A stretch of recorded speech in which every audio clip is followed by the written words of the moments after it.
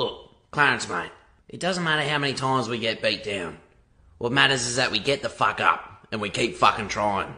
You're right, Donny. Now, who the fuck are you, mate? I'm Clarence Claymore. Who the fuck are you, mate? I'm Clarence Claymore. Say it with your fucking chest. I'm Clarence Claymore. Show me what you got, mate. Take that. Fucking touch me, cunt. Fuck, mate. We got a lot of work to do.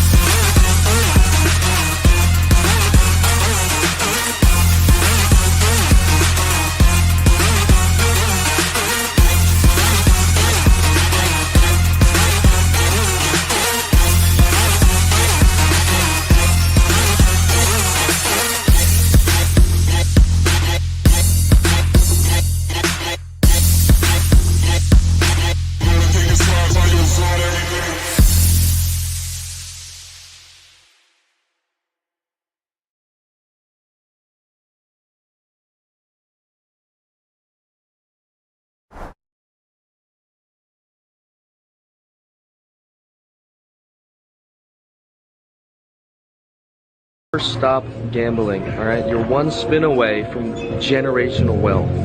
Your daughter's college tuition is one spin away. Put your life savings on black.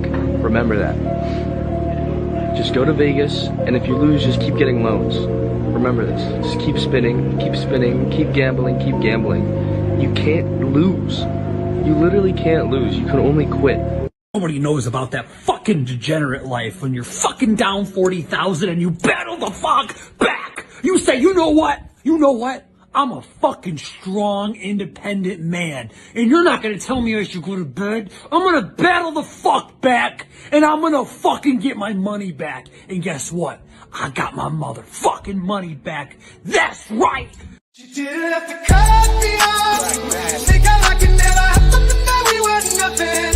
I don't even need your love, but you treat me like a stranger and I feel so loved. No, you didn't have to stoop so low. Have your friends collect your records and then change your number. I said I don't need that though. Now you're just somebody that I used to know. Now you're just somebody that I used to know. Now you're just somebody that I used to know. What is going going on, you guys? It is Dollar Cost Crypto here with MOONGANG 163, Vegas Sonic. Boom. Boom, baby. I'm joined by the, I would say, incredible chart master, Charlie. What's up? It's like we're not used to doing it. Like what do you call it? In person, live. In person here, because Miguel's been like, you know, yeah, in and out and all that stuff. But like, it's one of these things where it's like, we got a good guest here. Worthwhile coming to stay. Well, good guest. I gotta speak nicely. I gotta speak nicely. He's got some good what are these Monte Cristos? Monte Cristos, yeah. We appreciate it. But yeah, we got RG3 in the house. Woo! Oh, crypto pirates! He's got the dreads going today, so Yeah. it's looking good. It's looking good. But you just got into town today, right? Just got into town. Drove in, come hang with you guys for a bit. Right. Talk crypto. That's right. I always love crypto, coming to talk this. shit. Man, Vegas, there was a time where I hated Vegas. Like That's a sad when I was a time. kid, I came here since I was a kid. Like Oh, really? I saw you Elvis. see- you I saw always- Elvis here, Oh, bro. really? Yeah. Back in what, like the Back in the day. 70s? Jackson 5, Oh, shit. Elvis, Wow. That all in the 70s or what? 70s. Yeah. Okay. How was Babe Ruth? Oh. Well, after I hung out with Jesus for a little bit, then I kicked it with Babe, and Pontius Pilate and such. yeah. I got pictures of me with a little kid, as a little kid with the MGM used to have a lion Yeah, in yeah, the lobby. Yep. I got a picture of me with the lion in Nice. the lobby, That's like standing so there, like degenerate. scared That's as so shit, degenerate. shit with my Vegas shirt on, But I used to, when I was a kid, I liked it. Circus was like the only place to go. Yeah, right. And then The modern strip was built off. People don't know. Circus paid for the Mirage. The Mirage ended up paying for the fucking Bellagio, and the Bellagio paid for the rest of whatever. and they got to MGM tear has. that fucking thing down. They got to tear it down. That yeah. thing is, it's like walking into an old bar, man. That that carpet that smells like puke and beer. There's got to be like animals in there or something too, right? It's like, horrid, man. That place is just like, it's like, blow this place up already, man. But there's still people fucking But booking it out slots- somehow. yeah, so it's packed, because it's like the cheapest room in town. yeah, the internet must somehow get people in there. It still smells like dead hookers in your room and shit. Among other things. My grandmother used to, we used to come to Vegas every year. And, Wait, your grandma? my grandmother. Oh, okay. She was a I think Vegas- we're going with the dead hooker shit. No. My family was extremely. So my grandmother used to have to take us place. So we go Okay. do our camping trip, and then we come to Vegas on our way back and shit.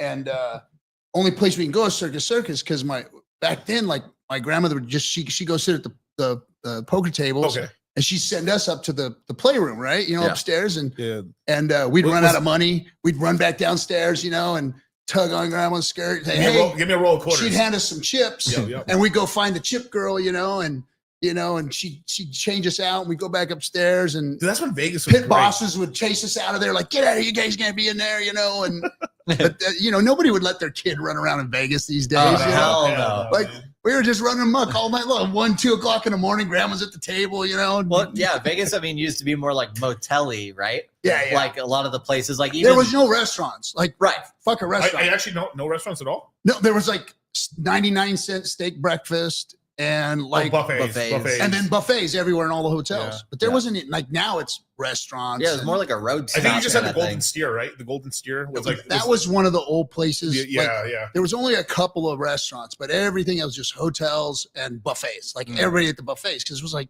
it was like $10, $9. Eat here for free, so you can lose. So you it can all. go lose all your money. And now it's like lose all your money everywhere. Shit, I'm gonna go gamble so I can save some money.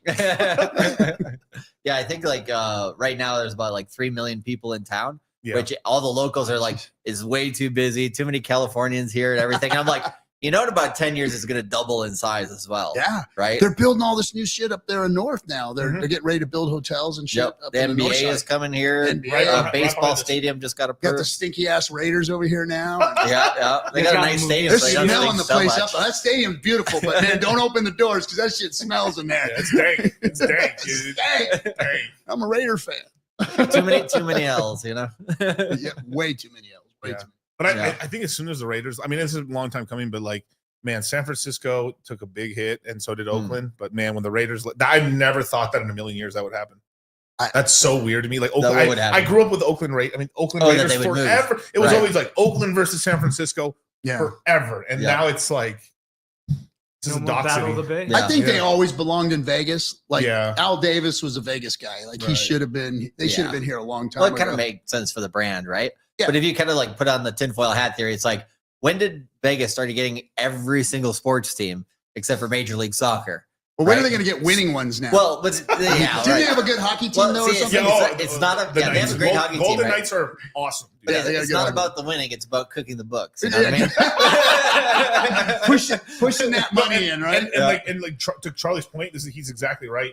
What's happening is in Vegas, they're losing the competitive advantage of gambling. Yeah. It's always gonna be a gambling town in sports books, but because of like Charlie's not wrong, they're probably cooking some stuff a little my bit. theory is, so they had what here before? They had before the Vegas Knights, they had like nothing. Not, literally, Practically. I mean, they had some college teams or battle whatever. bots. There's But nothing like, to do. Battle bots. like because like yeah, right, exactly. But like when I came back here from Japan, right, Yeah. it was like right as they're approving all these sports Mhm. teams, and it was like right in line with nationalized sports gambling legalization, Yeah. right? I'm like, okay, and then all of a sudden this year the NFL has so many flags, it's like practically rigged, Yeah. right? And so it's like, You want to have some crazy stat? you know, More money was DCA'd into sports betting than crypto. and lost, just And giving lost. up, Well, just giving. but straight think about up. that. But hey, you know All what? the money thrown into Bitcoin, BlackRock, like everybody who's in, except what's the other big fund and stuff, right? Besides State Street, everyone's in. Everyone DCAing tens of billions of dollars put into the market. More money was spent on sports betting. I wouldn't doubt That's it. great, and not every state has it. Mm. I think what is it? I think 13 states you can online gamble a little bit with like FanDuel and all those other. And it's apps big and around stuff. the world too. Oh, it's huge. Yeah, the world is just because the U.S. has a lot of regulation. Right, The rest of the right. world is like there's people. Well, we've got Hexicans that live in. Mhm. But countries it that is, are- but it yeah. is something like human wise, right? Like people have been betting on like, I'll bet you that Gladiator is going to win versus this one. All right, bro. Oh yeah. And it makes it so much more exciting because I look at when I as a kid, I look at sports and I was like, this is lame. Yeah. This is But- not fun to me. But that's all the stock market is anymore. Stock Mm. market's not even a hedge to invest in Oh, Against the hell no. inflation. Yeah. It's a gamble. Well, you see, know? that's what I didn't even. I hated finance before crypto because I was like, it's rigged. Why the fuck It's would I even rigged. play? Why would I even play? It's I mean, rigged. at least crypto, there's parts of it that are rigged, but at least there's some parts that are totally like open game. I know it's a being in crypto this long and being as invested in crypto as like we are.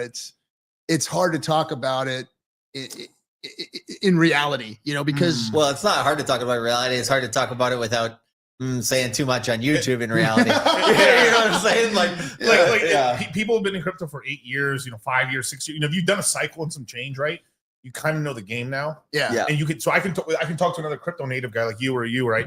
And we can be really cavalier and honest. Somebody listens to the conversation. It's like, Sounds terrible. it sounds terrible. But this is the exact, It's where we live. But It's where we stock toil. guys. Right. but the same conversations are being had on the stock market, except in country clubs. Oh yeah, It's and the same it's thing. been they've been having those conversations for decades, Yeah. and we're there's nothing new under the sun. I Well, always well, say that it's yeah.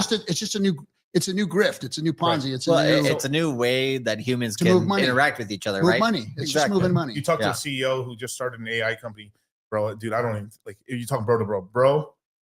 In 2 years, my AI thing is completely outdated, but they're giving me $1 billion evaluation, so I'm gonna cash the fuck in, dude. Mhm. Like get in, help me. And there's push, gonna be help a me lot push. of and then people- that's really what they're doing. But it's just that's the game. Yeah. They taking a company public is the new cash. It's the cash out. It's Right. it's the Not fucking even creating ICO. anything of value, just being like, greater food Yeah, theory. well, it always has been. I mean, that kind of Not to during everything. the Things make money. dot-com Things do make money. Things dot-com do, boom, and Right, the, right. and the Silicon Valley explosion. That was all that type of a grift. The get in, get something quick, and then sell it. Right. And then we had all the vultures come out and go and buy companies and destroy Right. them and sell them off to pieces and Carl Icahn, shout out. right. So so it's been and what sucked for the working person is that all of this grift has been sold to us as investment. So like the working class guy, the blue collar guy, he got a pension taken from them, which was a guaranteed, hey, you're going to have this amount of money when you get done. Yeah. Which ended with the boomers. Yeah, and then they said, "Well, hey, wait a second. Let's No, let's make it." Didn't it end with your parents, not the boomers, right? Like you guys had 401. You guys were the first You mean generation. Gen X? Yeah, was it Gen X or like Gen X was really like the first ones where everyone was getting the 401k. Oh, so there were still pensions kind of. There were for, still pensions. Okay. There's still some today, like government pensions and stuff like that. But you're never going to receive all of it if you're a But like millennial my or grandfather, younger. for instance, his generation, the greatest generation, the World people War that II. came from World War II and all that,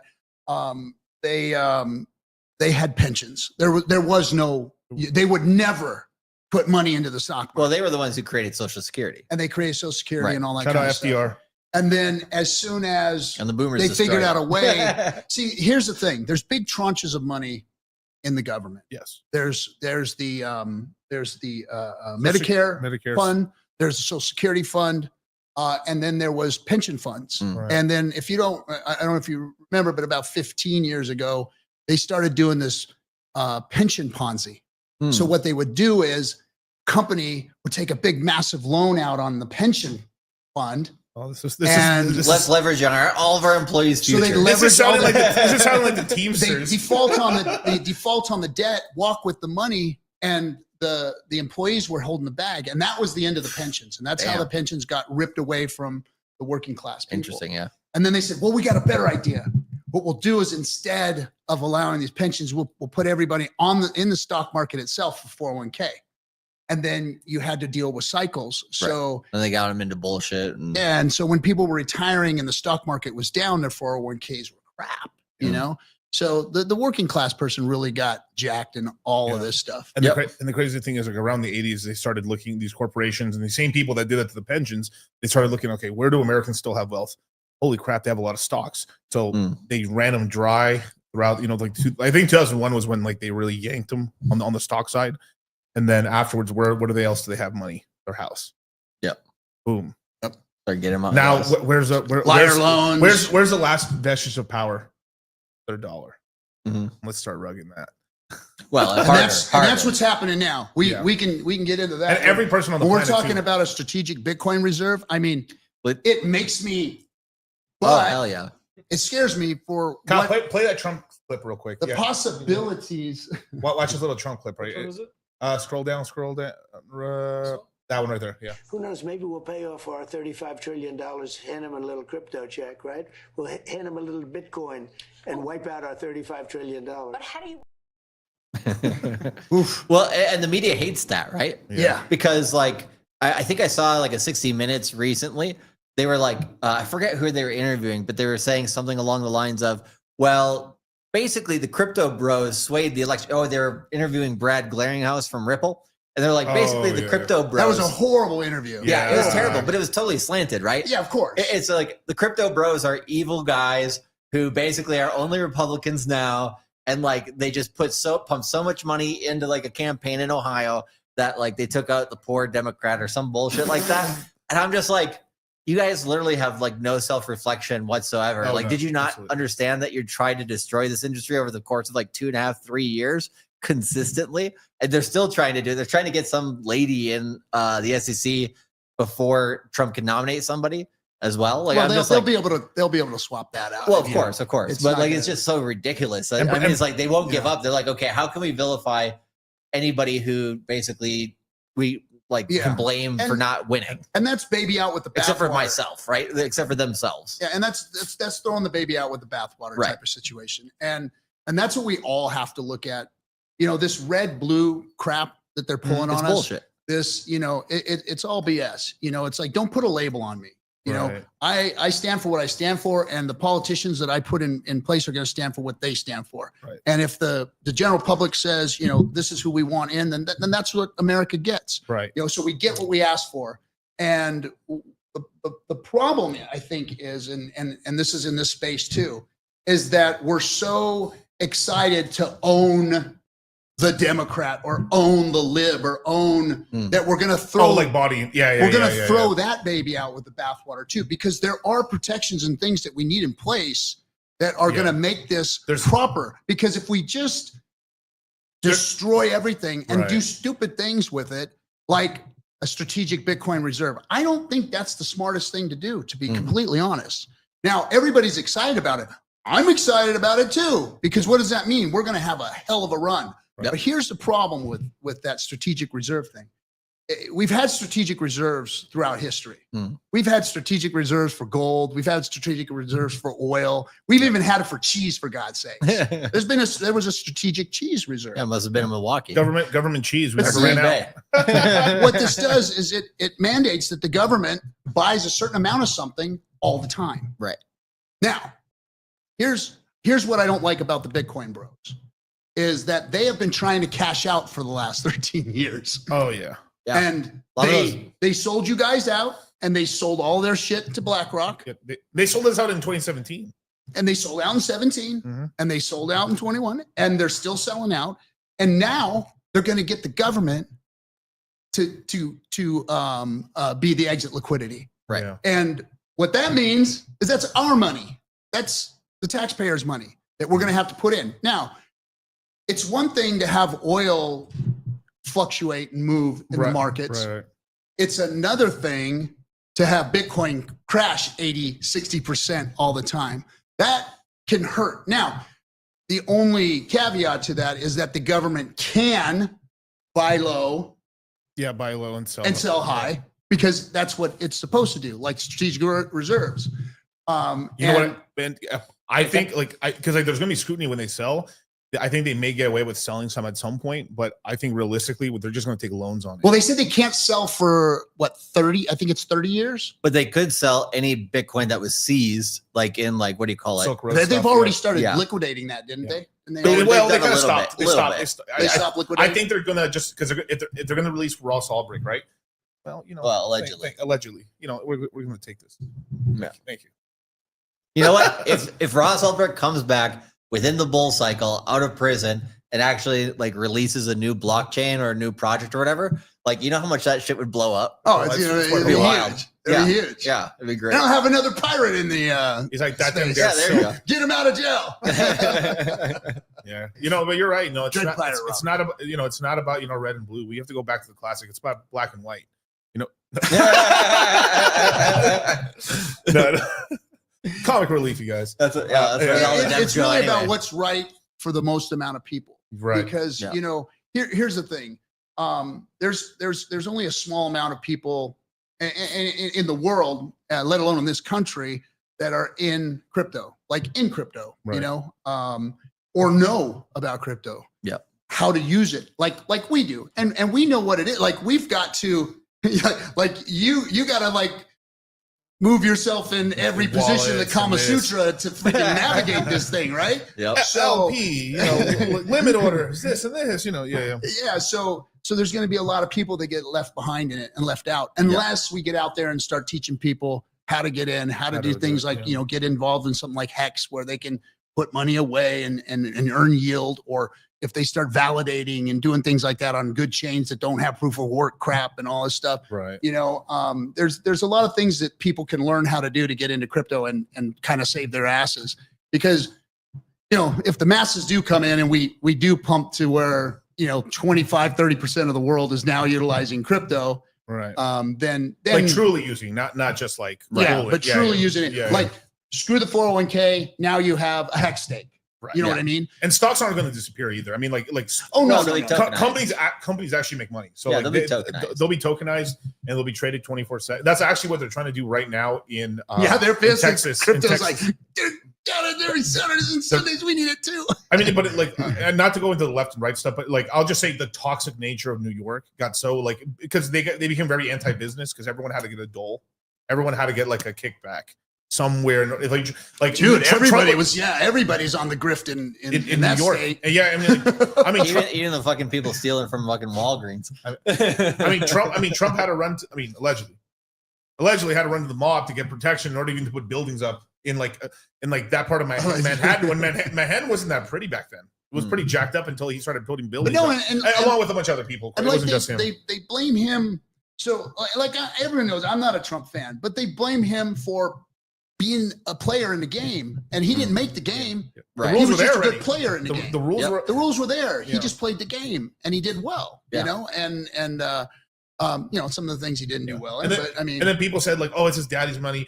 No, well, the same thing too, right? Like if you look at Alexander the Great, it's his father Philip gave him the army and everything, and then it's that shit. You know, it's not who gave you the money; it's what you do with it. Exactly. Because how many rich kids out here and they're fuck ups? Yeah, all of them. Almost all of them. Many. Almost all of them. They're almost like, and this is like a big. I mean, I want because you're a father, right? Yeah. And this is like a big thing is like when you start getting successful and you really start building money, you have an empire. Like a lot of people with money, their kids get kind of fucked up. Yeah. And so you think it's because they're so busy building the empire, they got the eye off of them, or is it them spoiling them, or just It's using all of the above. It's everything, It's right? like it just says like how many of those fucked up situations can you find in one family, right? Because it's like, oh, if you only like not paying attention to the kid, well, then maybe you have your nanny, like, you know. But I throw money at him. Well, yeah, but then they hate you. But I throw money at him, Charlie. You got to throw more money at the problem. Oh, okay. More That's money. how it works. Right. So we're at Thanksgiving, right? And Pete, I had $5. my nephews were talking, and they're all talking college stuff. They're like, okay, you know, why is you know my daughter there is why is she working at a coffee shop? You know, and you guys are rich, and I was like, my daughter ain't rich. I'm rich. She ain't rich. She's got to go to work. What are you talking about? You know, and it's like, you know, my kids aren't going to get handed anything. They're going to go out and do what they got to do. And in fact, when I make my trust, it's going to be, you know, they're going to, in order to get any of my money, I'll give all the shit away before I give it to somebody who's an asshole, you know? And, you know, in the trust, it says, you have to campaign for Kamala. Dude, there's some parents that probably did have that's some bullshit. You want your allowance this year. You're going to push hard. But, yeah, you can get really, I mean, you can put clauses like that, obviously, but like, but all jokes aside, yeah, like, I mean, how do you feel about like because at some point, like, I mean, you don't want to spoil them, right? You want them to kind of have a working 20s a little bit, right? So they feel it, right? But then, you know, you make some of your best moves kind of in your 30s and 40s and 50s. That's really what your wealth, because like you're just trying to get experience. You're smart by then. Yeah, because you're smart by then, right? You're trying to get your experience and kind of character in your 20s. And then kind of, you know, late 20s, maybe early 30s, that's when you're in wealth building mode because you kind of know the game a little bit. Well, and you need money. And right. Well, I think like in your mid 40s to your 50s is where you like make that's where that's where the money solidifies. You know. And if you're from 35 to 45, that's like where you like get your head together and you start, you know, doing your thing. Yeah, you start pumping as much as possible. Yeah, and you start building a business or your career is moving in the right direction or whatever, you know. That's a great one right there, Zenith. Trump's trust says, I mean, not Trump, sorry. RG's trust says you must bench 225 for 10 reps to inherit anything. Nice. Squat 405. Yeah, you know, it's, you know, I just want them to be good people. I want them to be good human beings, and I don't want them to feel privileged. I don't want them to look down on people. I don't want them to think that they've got life, you know, beat already. I want them to go out and get beat up by it. You know, my son, he took off to Japan. You know, he learned how to speak Japanese, and he set off to go do that. And he went out there with a backpack, and you know, just did his thing and was going to school and trying. And he just realized he's like, I don't want to be here. Yeah, you know. And so, how long did it take him, more or less? You think in Japan?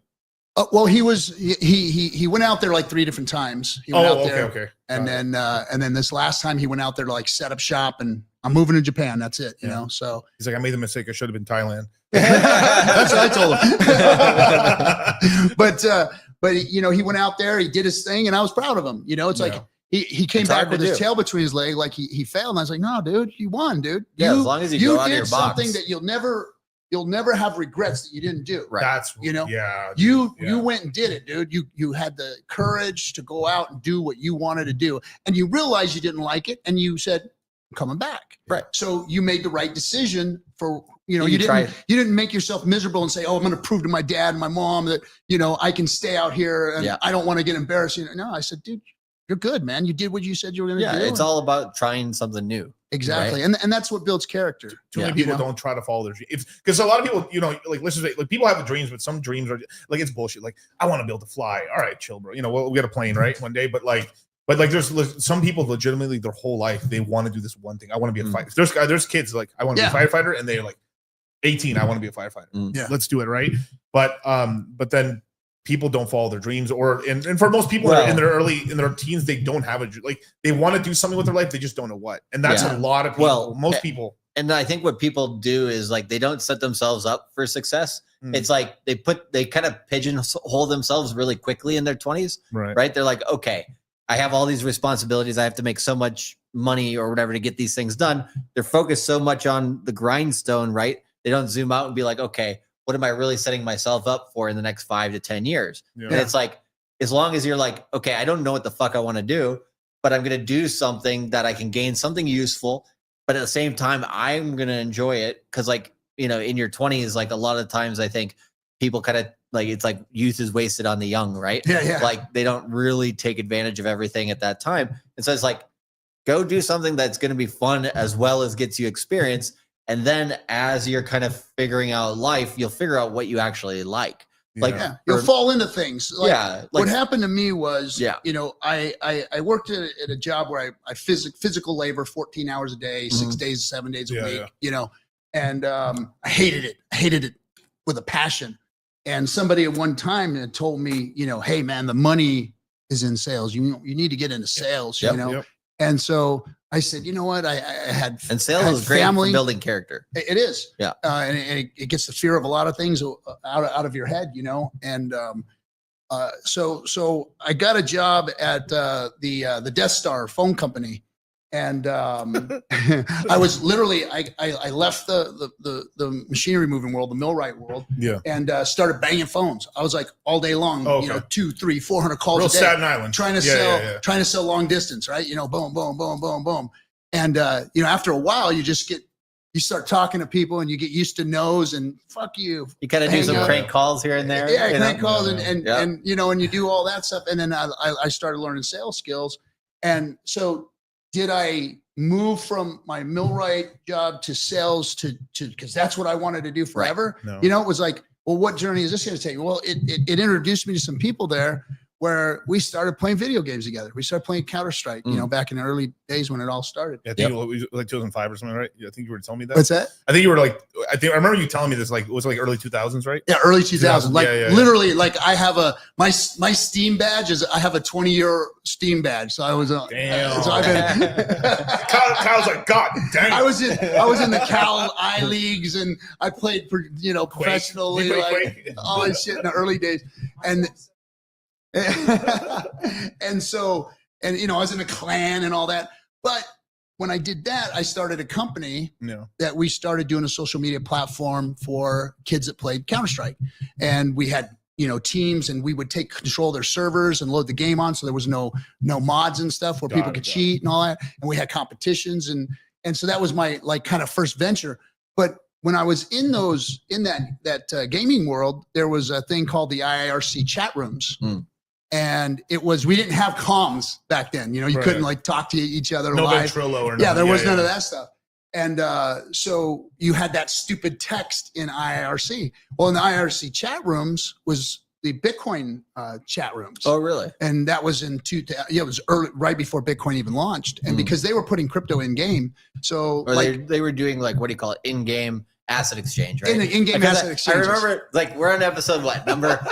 we got to go into this a little bit. This is historic, right? It is fucking hilarious because, like, I remember we did like MOONGANG number 3. We're on like MOONGANG 163 now, and I didn't know who the hell RG3 was, right? Miguel was just like, "Hey, my Hex buddy." I'm like, "Why the fuck not?" You know, we had Hexologist on, I think Crypto Coffee, RG3, and me and you. It was a great episode. People can go back and watch it on the channel and everything. But RG3 started saying, like, I bought Bitcoin in 2008. And I was just like calculating in my head, but he was our guest for the first time. So I was like, what the fuck do I say? No, but like, I know it was just a misinterpretation. I had heard about Bitcoin. Right. Exactly. So it was one of those things where it's just like, at the time, like me and Miguel afterwards, we were just laughing our asses off.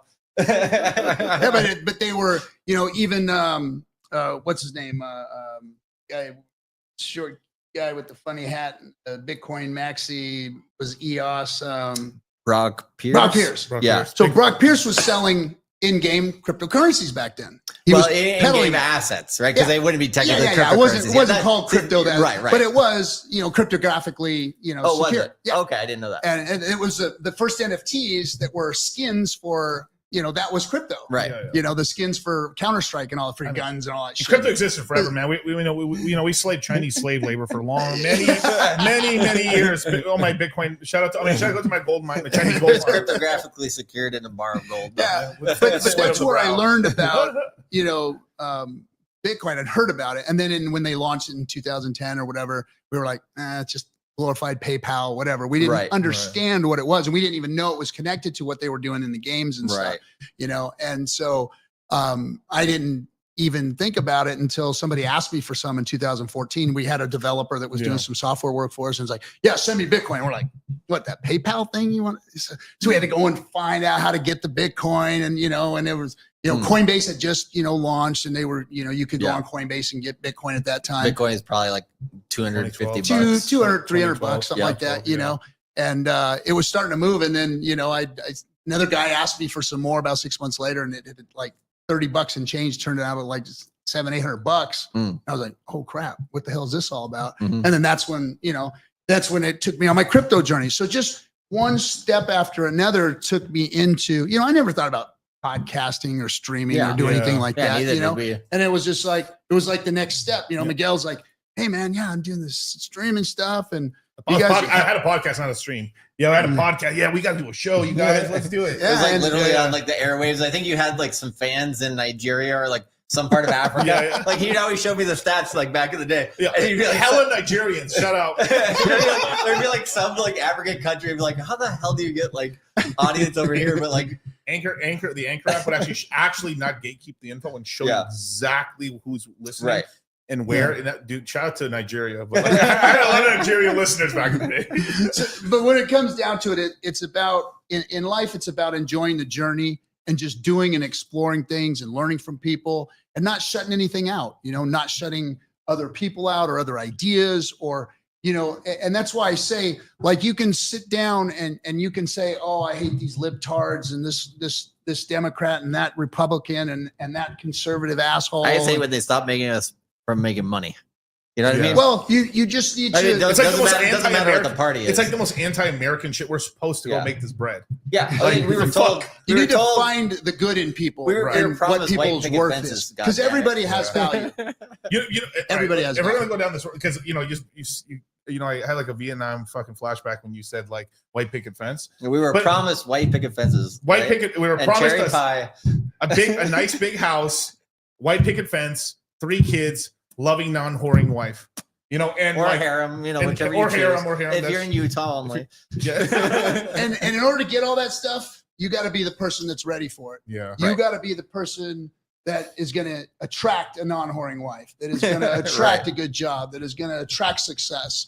And it's all about yourself. It's about self-reflection and pointing the fingers at everybody else. Because I see too much of that going on. You see, in my generation, we worked our asses off to get somewhere, and you didn't try and pull anybody else down doing it, and I don't see that today. I see everybody wanting to meme and ditch other people and call it, this group over here sucks and that group sucks. And it's like, no, there's value in every human being. Well, and the opportunity and if they don't have huge. value, you gotta, hey, you're not for me, right? And then go do your thing. And that's like the too much money too fast part of crypto, right? Because that too, man. Dynamite. Yeah, well, I mean that's part of it. I think Dynamite. because like the opportunity, like what do you call it? People kind of automatically go into scarcity mindset, like us versus them, tribalistic shit, versus like.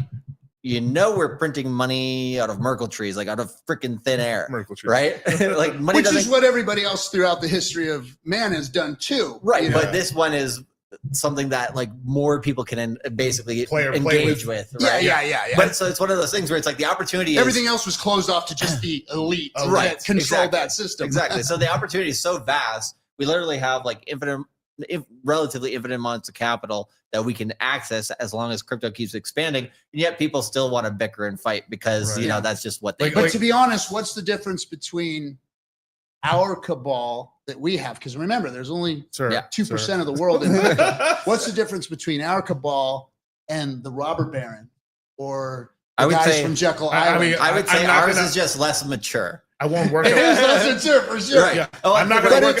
But it's our grift. It's a new grift. That's what I mean, right? It's like it's earlier in the stage process. Yes. Right. And so, like, if you asked a Bitcoiner like Roger Ver back in 2014, like, hey, would you like to have a strategic Bitcoin reserve? Hey, would you like to have BlackRock buy like what? No, 1 million or 1 million Bitcoin, right? Bitcoin, yeah. We just Like, allowed more the people answer to would be play. hell no. Like, and I would even say because we've opened the market up, we're getting much more talented people actually playing the game and actually being able to ascend. Because one thing that I'm seeing, like if you saw it with like something with YouTube, now that YouTube's becoming a little more serious because people like, all right, as an example, right? In the 1950s, right? If I was the great one, right? If I was the great one and we're doing an episode of the Honeymooners, right? There's 50 million to 90 million people watching, NBC. One show. One fucking show. Yeah. There is 5 shows and then news. And if you're one actor on that show, you are the fucking most, even a side character. Like I could be like, oh, Uncle Jeb, hey, you're Uncle Jeb. And you'd have like a career going to theaters doing, just incredible money. And we've now decentralized that out. And now you have a bigger platform than the Honeymooners had. Yeah. Well, you do. Well, in terms, you have more access. More access. And you have more access to the world than just they not did. as concentrated. But because it was so concentrated, those people were even like we have people all over the world that watch us, and we're doing a meetup here in Las Vegas. Shoo, right? Sonic Boom, right?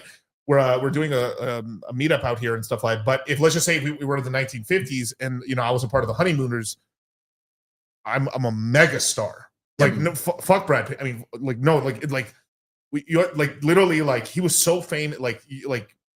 Jackie Gleason, right? Was like so fucking famous. He's the great one. He was so fucking famous that like he could push like any studio on the planet to do anything. He was like that level of powerful. Like even like old Blue Eyes couldn't do anything. Like there's just like it's like this whole thing where like then more TV channels started getting on TV, right? Like and then more famous people, but it was very hard to get that peak level of like we concentrated it to such a point, and then it just started slowly spreading out. It's just like it's just because like now everybody has access to one of these, one of those, and just like turn on the internet. And it's not that hard anymore. And it's like then when you get OnlyFans out of that, you're like, you know what? Maybe we should make cameras and mics more expensive. It's just like you talk about all professional sports, but was it the NBA or just all professional sports together? What do you mean? Like, cause like I wasn't like OnlyFans, like the revenue generated from OnlyFans was more than the NBA or like single players wise. Yeah, I think there's a stat like that where like league for league. No, it was more. Oh, like the entire platform? The entire platform made more money than probably, at this point. Like, but that's super misconception. It's only the top like 0.5 girls that are making any money at all, and it's really like 0.01% of girls that actually make those like hundreds of thousands, millions of dollars a month. Most girls are like showing their cooter for $5.99. Yeah, well, I mean, and they'll make they're like imagine like you show it like. What you're supposed to show to like 1 or 2 guys maximum, or 3, whatever the fuck, right? Snapchat only 10, only 10, or right? 20, 20, right? Yeah. But now it's on the internet forever, and I don't think girls even today understand like that's not going away. But does it matter anymore? Yeah, yes. Well, it's like does it matter anymore? I mean, of course it does. Because men don't change very much. Women don't change. I mean, it's. We're the same. Culture is changing because you would never like I was on stream the other day. I went to my pop's house and picked up all my dad's things. He passed away a few years ago, and I finally went over there and got his things. And I was digging through a box, and it had my grandfather's name on it. I'm digging through this box. I'm like, oh, this is my grandfather's old office stuff. And I'm digging through it, and I pull out this magazine, and it was the first nudie magazine I ever snuck and looked at, right? The yoga, right? It was a yoga magazine. It was incredible. It was incredible. They didn't even show Bush, and like me and my cousin and my brother, we pull it out of Granddad's cupboard, and we were all in there giggling, laughing, looking at it, and pointing, and Grandma came up behind us and saw us. So she lost her shit and beat us with the magazine, and beat my grandfather with the magazine, and he give me that shit. He took it back from her, and give me that National Geographic. And so it was nostalgic having it, but you look at like that was like we were in trouble, man. That was bad. That was bad news. Right. Granddad was in trouble. We were in trouble, and these girls didn't even. It wasn't even full frontal. It was like side view of the girl's ass, not even like. And now it's like fit chicks. And now it's like you're doing a proctology exam now in OnlyFans. You know what I mean? It's like it culture's changed, and you know, is it going to matter 10 years from now that these girls showed their thing on, you know, only one way to find out, right? I can tell you, yes, it does matter. Yeah. No, it's all right. When it matters to the person that it matters to, But like, that's what it matters to, if it's to your life, and it's like the degeneracy. Well, keeps you just going don't this way. you just don't know what Pandora's box you're opening, basically. yeah. And how many guys are out there married to porn stars that have been married to them for 20, 30 years, you know? Well, there's a lot of divorces, sir. Well, there's a lot of divorce anywhere. Everywhere, You know, everywhere. You Yeah, know, like- the best relationships and marriges, there's you know, divorces. Yeah. They But don't watch it, last too like long. watch this. It's a war because it's a weaponized game, because, like, you know, we know what we want, right? You know what we want. We like what guys want from a girl. Girls know what we want from them. Absolutely, right. So it's this whole. I remember this in high school. Great right? cooking, right? Great cooking, right? Well, actually, yes. Actually, that's Well, I mean, it's one of the things. major skill. Yeah, Major key. that's about up here. I'm on pretty my up there, list. man. As you can tell by my tummy, you know.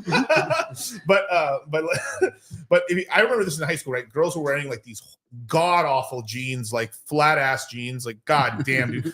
I could kiss the guy who, like, I'll literally kiss the guy on the cheeks and stuff who made the fucking yoga pants. But I remember Victoria's, the yoga pants existed, but they were really like this guardedly kept secret. And I remember this was like a nuclear bomb that went off in Womantown.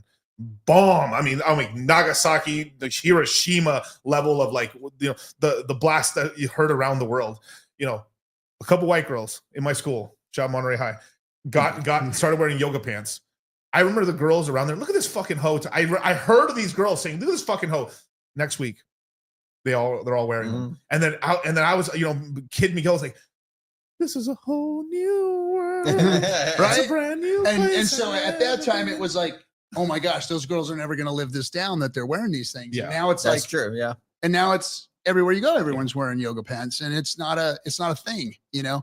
I don't know. I think that young men put too much emphasis on, you know, sexuality. Like it's a big Bro, thing. that's never gonna change. That's young guy. Look, this is I told this to Charlie earlier. Said this is a quote, right? So Tristan Tate last year got asked, right? Hey, I'm 19 years old. I've got $25,000. I can take this $25,000 and buy this dream BMW I've always wanted my whole life, or I can put it into Bitcoin. Which one should I do? And Tristan told him, "You can't get your dick sucked in the back of a Bitcoin." You know, and then I beg to differ. I beg to differ. Wait. Well, that 25,000 is 100K today. It's 100K today. Patience gets rewarded. Patience gets rewarded. That's a lot of. That's a whole M3, M4 now, M5. You know.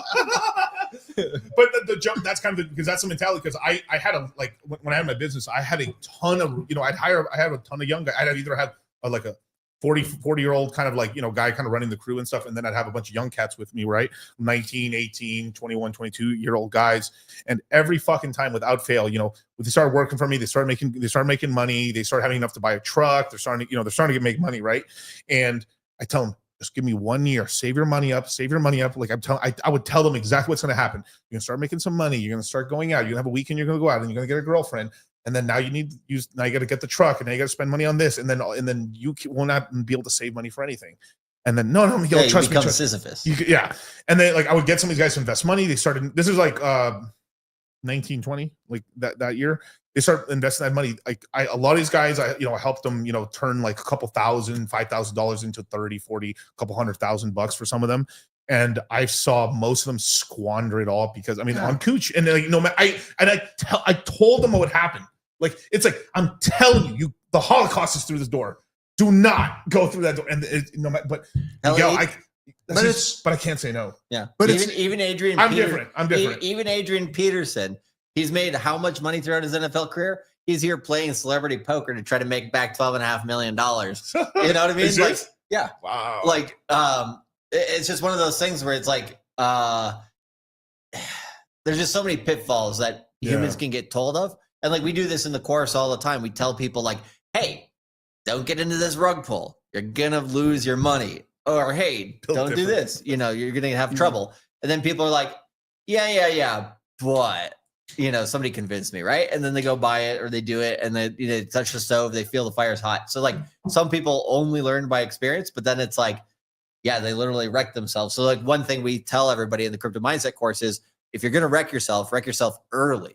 right, in your So career. you learn. Right, so you learn, 'Cause and it's it's cheaper with now. a trivial amount of money. And usually everybody does, Yeah. Right. by default. Right, and you can make it back. Yeah. Right? And If that's you can, if you learn from the game, if you Right, learn from right, it, right. Yeah, if you don't rage quit it's like a falling fucking forward. pussy. because Yeah. failing forward. that's what I was trying to teach the guys. I would tell them, so not just telling them what happened to them, but also what I would tell them is that the expectations of you as a man at 18 are very low. I can live like in the same, the expectations of a Well, woman even before And 28. that's the biggest problem that we have in this society. And here's Okay. here's Go for it, what go I for it. think. So we've got a hormone imbalance in young men. Testosterone's raging, right? So your hormones are raging, and we used to culturally have rites of passage for men, correct. and it controlled that primal urge, Right. that want to kill, want to conquer, want to take women, and all of that stuff is a hormonal deal. And in our cultures, you know, we used to in traditional cultures, we used to have rites of passage where men would have to prove themselves and equal up to something. Right. And in order to be a man, you're this. And Face when death. you face Yeah. death, when you do that, when you put yourself through those type of trials, you don't have hormonally imbalanced men Right. chasing dollars and Instagram girls, you know? Right. And that's We need to have a crusade. You're right. You're right. You've convinced me. You're right. Like, why you're right. Like, Hey, Crypto Crusade kind of rolls off the tongue. we're taking Jerusalem back. but I think that's what's lacking in young men. And when we've got alpha guys out there like Yeah. the Tates and stuff, you know, who, I mean, they are naturally who they are, and they naturally have confidence. They can speak. But they built themselves up. I mean, and they've built yeah. themselves up, Yeah. and they've made money. And I'm not going to say that they're wrong or right in doing what they do, but it's one thing to, you know, be an example of, hey, you need to be like me, you know. Or you mean like copy me or like copy me, Yeah, and yeah, be yeah, like yeah. me, and get in people's faces and do all this stuff, versus, hey, you as who you are good. You just need to figure out, you know, how to get from here to here, how to get where I'm at through your journey, through your rites of passage, through, yeah. you know, don't try and follow my path, because you'll end up failing and you'll get frustrated and you'll end up doing something stupid. Right. You'll take risks that you shouldn't be taking just to because you want to be the rich guy, because you want to be the guy that's got the girl on his arm. You know, it's like go through the natural progression of who you are, because we're all given a different lot in life. Yeah. You know, some of us are poor, some of us come from the ghetto, some of us come from, you know, rich families, some of, you know, but we're all still trying to get to the same place. Yeah, I think And- Ray Kroc didn't even make it to be a millionaire until he was like 50 something, right? Yeah. And like, And he got ripped off anyway. yeah, right. He got grifted. but Fucking crazy. but yeah, and like we were kind of talking about this before stream, right? Like there's a lot of ways in the next 1 year when that like greed brain takes over and everybody's like, oh my God, riches are right there, right? Like it's like you're going 10 cent into pulse, 10 cent pulse. it's like Indiana Jones or something. You're going, yeah, exactly, Why right? fud my back Like- meal? Quarter pulse, quarter pulse. Come on. I mean, let's, But there's gonna be so many pitfalls that people fall into. We try, like we're on these streams, right? We try to talk about these things in like a broad point of view, and then also like crypto specific. And we joke about it too, so like it gets across. to some Right. people. But Yeah, either yeah, way, it's like there's some people just like, I don't know, they don't want to hear it. They're just like, okay, I got to go and live it. And it's like, okay, you're going to buy the top, or you're going to do something stupid at the top, and then you're going to be bag holding for the next 3 years. or you're not going to do anything at the top. Right. And that's one of the biggest mistakes that we see people in crypto make. I mean, we've all round made it. trip, round trip. You know, Oh yeah, round trip. It, it's you've got to you know, make sure that, you know, when there is a bull run and you're seeing it, that you start early doing your DCA and out. You know, you start to take profits. RG. Here we go. They're selling early. So RG, you're already starting. Okay, All got right. it. His age is getting to his. But that's when Cut his mic. that's when it does. Grandpa, wait, come on, let's go. We have to take you back home.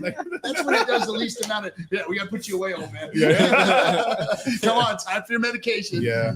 That shit is sad. I hope that never happens to anybody. Man, damn, dude, that's rough. But you gotta, you know, you've got to play the game, and you got to play it right. Right. You got to do the right thing for you, because if you're and too many people go all in on the bull market, right? Yeah. They go all in, and then the bottom falls out of it. Right. They're over leveraged or whatever, and then they get wrecked. Right. And then they got to go through 3 years of a bear market Mm-hmm. Old ladies pissed off at them. They spent the rent money. They, took the money out of their savings. They cashed in their 401k or whatever it was. That one's a little crazy, especially if you built it up already. Gosh, damn. Or they People quit their sell- jobs too early. They have to crawl back all the way to the boss. Yeah. Yeah, Like so kowtow it. I'll Yep. never work again. I'll only surf. Now I'm back. Oh, man. it's about doing the right thing in the different times in the market, and that's it's like clockwork. almost. Go okay, ahead. so I just want to kind of ask your perspective as somebody who's like a OG Hexagon, PulseChain, all that stuff. Where do you think PulseChain lies itself within like the bull market structure currently? Like if you look at like PulseChain, PulseX, PHEX, where they're at versus where we're going, because like the next 9 to 12 months can be like a crazy wild ride, life-changing ride for a lot of people. So like, kind of how do you see where we're at compared to where Bitcoin is at? Because obviously PulseChain, everything's like the market, but it's starting to catch up. And we know like as soon as that flips, it's like boom. And that's a gift because we say this on the show a lot. When you don't have time, time is your friend, right? But it seems a lot of people seem like it's never going to happen. They give up and then it goes. What's Hex at right now? Like over the last since the bottom, like a 3x? Probably. Oh, from the bottom? Yeah. Oh no, it was 30%. Like it's like 9, 10x from the bottom. Right. So what did Bitcoin do? About that. I'll leave it. 10x from the bottom? No, it will be at 150. Oh, at the but top. yeah. This cycle. Yeah. This cycle. So max from top to bottom, right? It'll be let's say 15,500 at 200, and let's say 20,000, something like that, right? That's like what, like a 12x back, like within the whole cycle. So Hex has already kind of done that, right? And the bull market hasn't even started for. Exactly. But It's correct. But people want the easy ride. The thing is like it's that whole thing. They they want to go at the finish line and fuck the winner, right? A lot of times for a lot of people, it's not about investing. It's about sounding right. It's not about being right. It's about sounding but do you want to be right or do you want to be rich? Correct. Right. Correct. So let's talk about that part. Yep. And I think that where it's at right now, there's a lot of different things this cycle that like we could look at the 4-year cycles, and they're all identical. Bing, bing, bing. You line them up all together like, holy shit, I could have made a fortune if I would have just realized this was going to happen every 4 years. Not be retarded and say it's going to be a super cycle every fucking time. Yeah. And so this time though,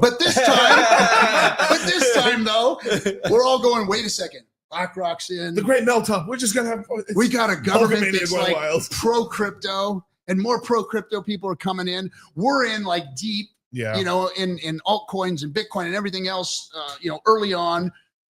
So there's all this different market cycle to look at, but is it going to do the same thing again? Mm-hmm.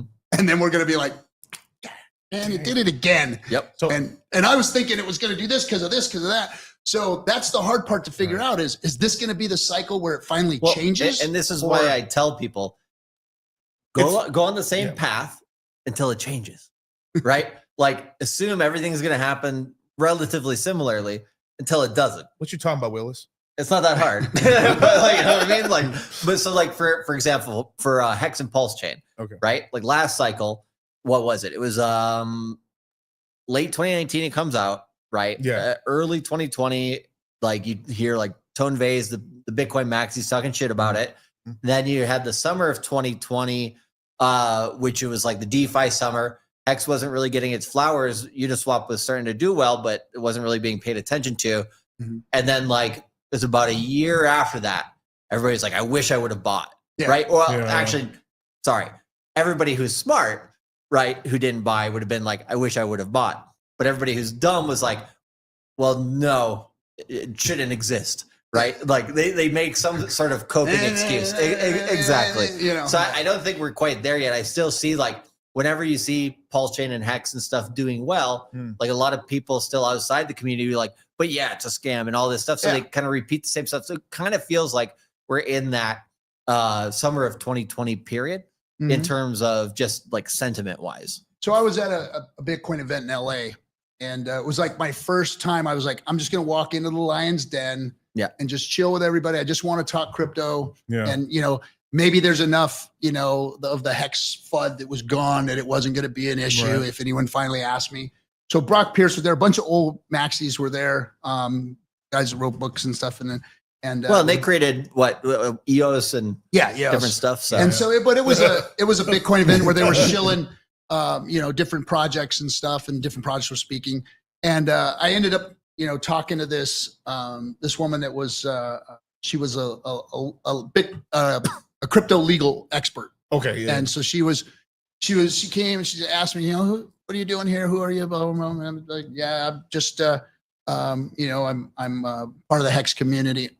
Oh, he says like that. I'm really? Like, oh shit. And she just starts tearing into me. Really? Like, let me just tell you what your problem is. So she wanted to tell you what, huh? Who is she? I don't want to know. Who was she? Just in terms of what her. She's a legal expert in the crypto space. Oh, and she pulled the 22 on him and then just started firing. And she said, well, the problem with your guys' MLM is, and I was like, see, let me stop you right there. First of all, you're uneducated as to exactly what. No. It's Richard's going to jail, and your MLM is going to get. I'm like, it's not an MLM. That's you don't understand. Yeah. And as I tried to explain, and of course, you should never talk to people when they're drunk anyway. Because they were drunk. Yeah, they're all. She was like, wow. So she just started tearing into me, and and I was just like, okay, these people, still don't get it, and so even when you try and explain it to them, they don't want to listen, and I was like, I'm going to take you all the way to the beginning to the adoption amplifier and explain it to you how it is and what happened and how it went, timeline it and everything. And she stopped me every sentence like, oh, no, you're not. Let me finish and you will get to that part, right. And they never do. Well, and that's the thing for me, right? Because I was like billed as the Hex hater, back in the day and everything, for the summer of 2020. But it was funny, like, we did some, shit talking about Hex back. A lot of it was influenced through the stuff that you got through macro crypto and stuff like that. Yeah. But like we heard that kind of stuff, and I'm like, okay, that kind of made sense for a little bit. Yeah. But then like, we were all talking on MOONGANG and different things, and so I'm like, well, wait, but here's some smart people who are saying something different, right? So I was like, well, and then this guy was like buying the shit out of it. I'm like, he's usually not wrong. So, okay, I'm just going to buy a bunch as a hedge. And then I'm going to go ask guys like RG3, why the fuck am I wrong? And you guys like, we're willing to talk with those types of people. But like, there's certain types of people I feel like when they like make, like you said before, they'd rather be right than make money. Is it ego then? Yeah, 100%. It's just like they can't set that aside and be like, first of all, I want to win and make money. And then second of all, that will prove me right on my decisions at the end of the day, right? But like so many people are just so dumb. It's the same with Bitcoin, right? What's up, Corey? And the rest of the world feels the same way about Bitcoin. We're right. There's people who've made their decision against it. Michael, like the best meme of the last week is like Michael Saylor's tweet back in 2013 when he said Bitcoin is basically going nowhere. It's like internet gambling. It's going to fail. And he was just like, what do you call it? The meme was essentially like, you can change your position on investment thesis and still make $18 billion. Right. And I get it. Look, if you look at Bitcoin at that point in time, it was, if you weren't in the know, right, you like, it was only being used for basically drugs, like you're not buying drugs, but like dark web, sort of like, the Silk Road stuff. And then the other thing was online poker. Yeah, and so that's why he was like had the gambling. There was a stigma there because they were having trouble with paying people out, so they started paying people in Bitcoin for cashing out. And people aren't wrong to distrust Hex, and people aren't wrong to distrust Bitcoin who don't understand these things. Right.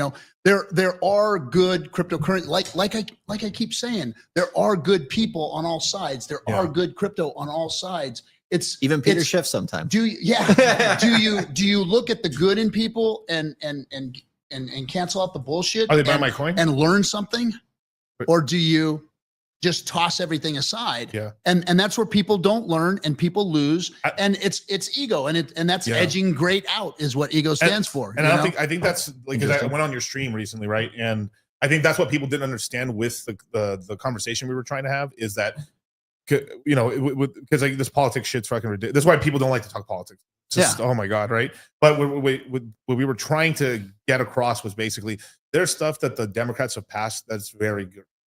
Very good. And we can't, like, there's certain things that, yes, should stay. And there's a bunch of stuff the Republicans, and then there's kind of like parts where the Republicans are kind of going overboard. And then as well as the Democrat. And because the Democrats have been kind of more in power for a little bit of long, it's kind of like Obama, then Trump, and then Trump got they couldn't really let him do anything, and then you had Biden again. It's just like it tilted towards Democrats a little bit more. Yeah. Well, it's really the money behind those organizations, because we don't have a representative government anymore. We have a government that is represented by lobbyists and by money, special interests, because the politicians can't make anything by themselves. Like, what does Nancy Pelosi get? Like 100K a year, and she somehow made $200 million. My girl Nancy don't miss. My girl Nancy don't miss. And the problem is like Trump and what he did in New York to make his money. Though there's no laws against those people doing that insider crap, and when are we going to, stop them from grifting us? When are we going to, make the lobbyists pay for all the stuff that they've done? And the only way to do that is to change the laws. And that's going to be very, very difficult.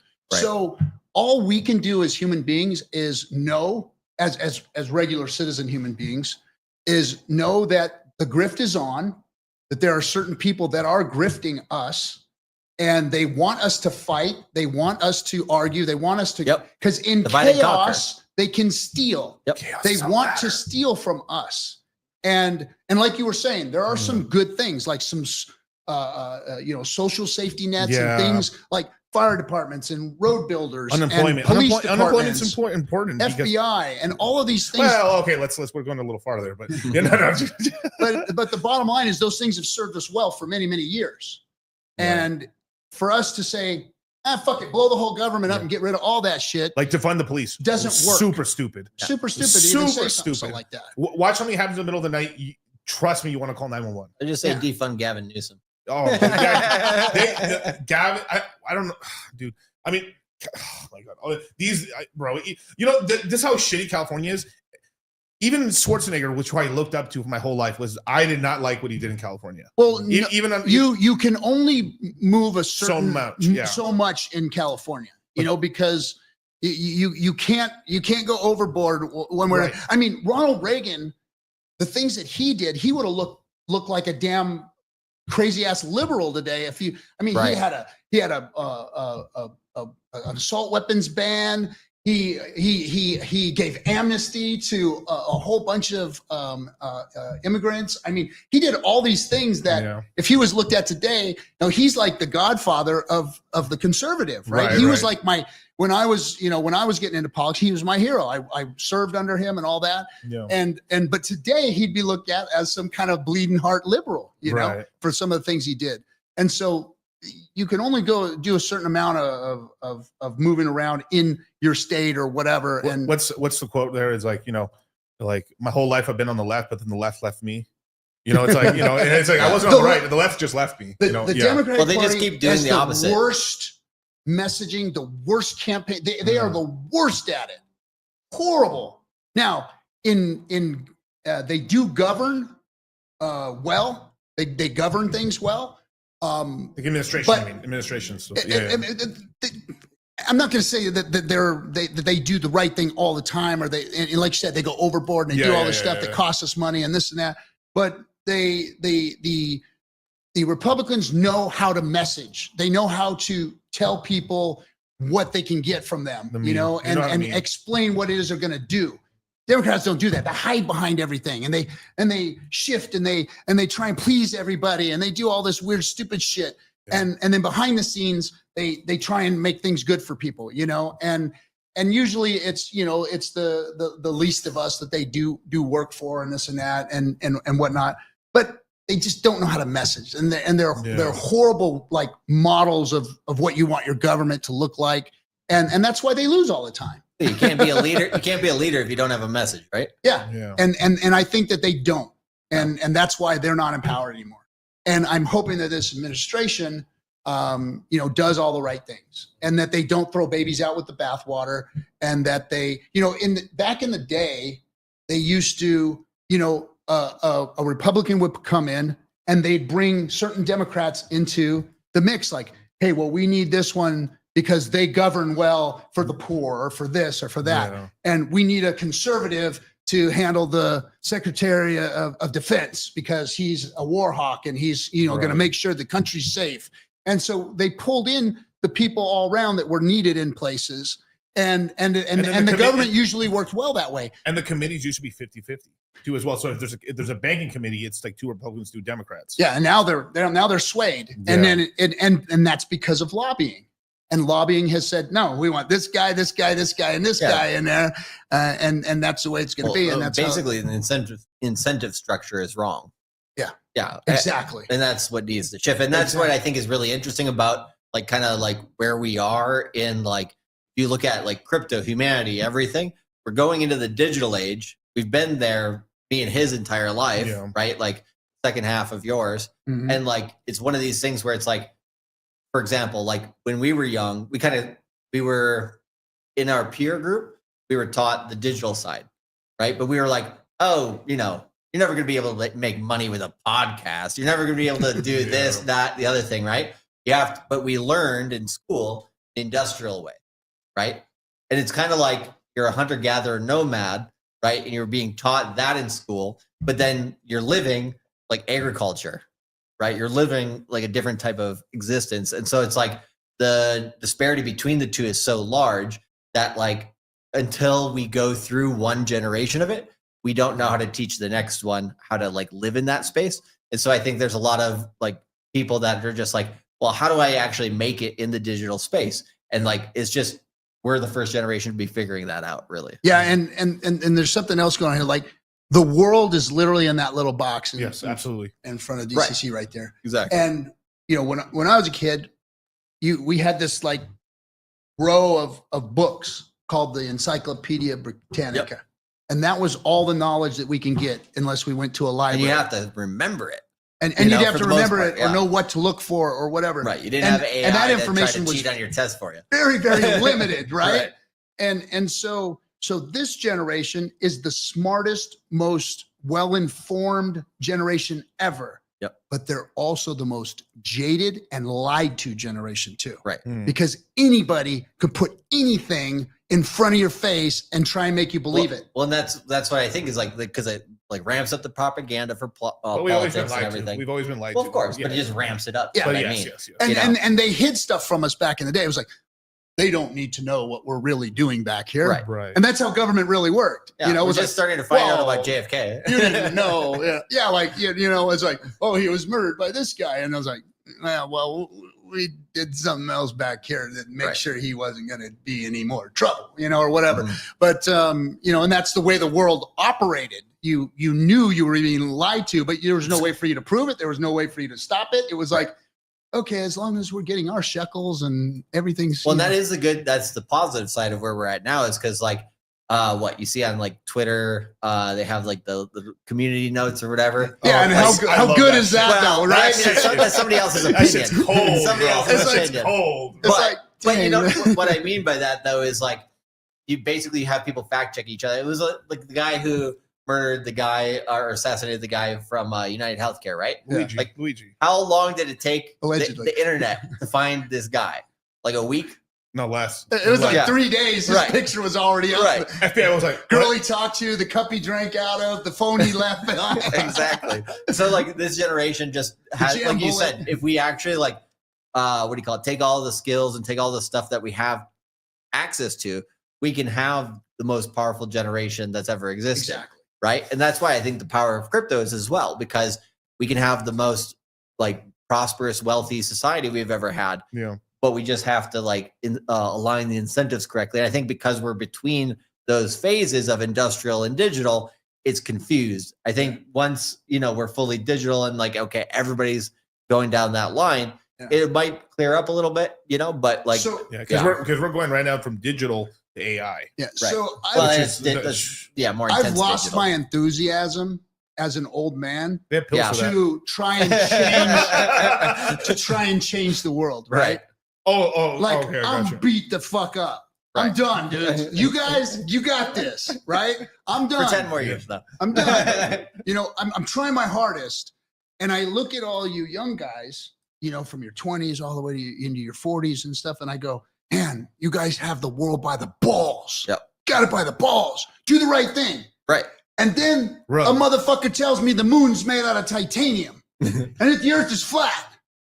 And that I mean, the shit that comes out of some of your mouths is like, are you fucking kidding me? Right. You guys have the world by the balls. Go take it and quit this stupid shit. Yeah. Right. But what's grabbing the world by the Girls, balls? get off the fucking OnlyFans shit. Stop it. Yeah, take advantage of your ability. Take advantage of this in a different way. Right. But no, we get the internet and we're going to spread our cooch and we're going to talk about titanium moons to each other. Bust it down. It's like human nature has not changed. Correct. Well, this is why people get subjugated. Yeah. Exactly. Crusades. So that's my frustration with everybody today. Is like, you guys got it, man. You guys got so much power in your hands now. Go out and make the world. The chat wants to correct you. It's a dome, not a flat. It's not flat. It's a dome. Oh, it's a dome. It's a cereal. I haven't looked at the chat. Shout out OF boys. This stupid shit is brought to you by the left and the progressive movement. And then what happened with the left too is just like, I think a lot of what the left was doing came from a good place. It's just like when we talked about how he talked about the yoga pants, where like like in order to stand out, you have to be a little bit more this way, and that's what happened to them. They started. I think they're just a different grift. Their money to get them in power has been supplied by a different lobby group. That's all. Yeah, but that's not really. I mean, people are mad about that stuff, but what really where the line, and I don't want to talk about too much, but where the line really crossed for most people, where it just became ridiculous, was just they started getting too much into people's personal lives with sex and children, and the trans shit. It's the trans stuff, like most of us don't cares about trans people. Everyone just being pushed on other people is what people.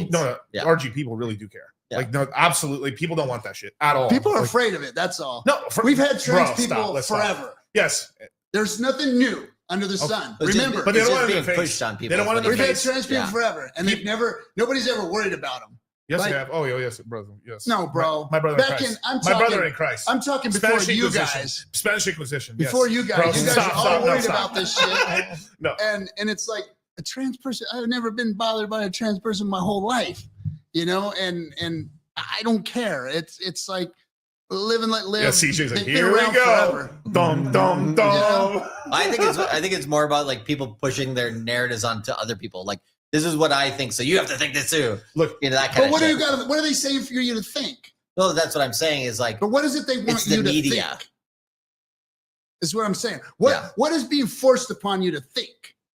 Like, what are you supposed to? What do you give up to them for being trans? Well, what do you give up? In your school, your kids don't have to tell you if their teacher's trying to teach them something. You think that teachers are teaching kids to be trans? No, I'm not saying that. Yes. Some of them are. Some crazies in Portland. Dude, Portland. RG, stop. I got kids in school.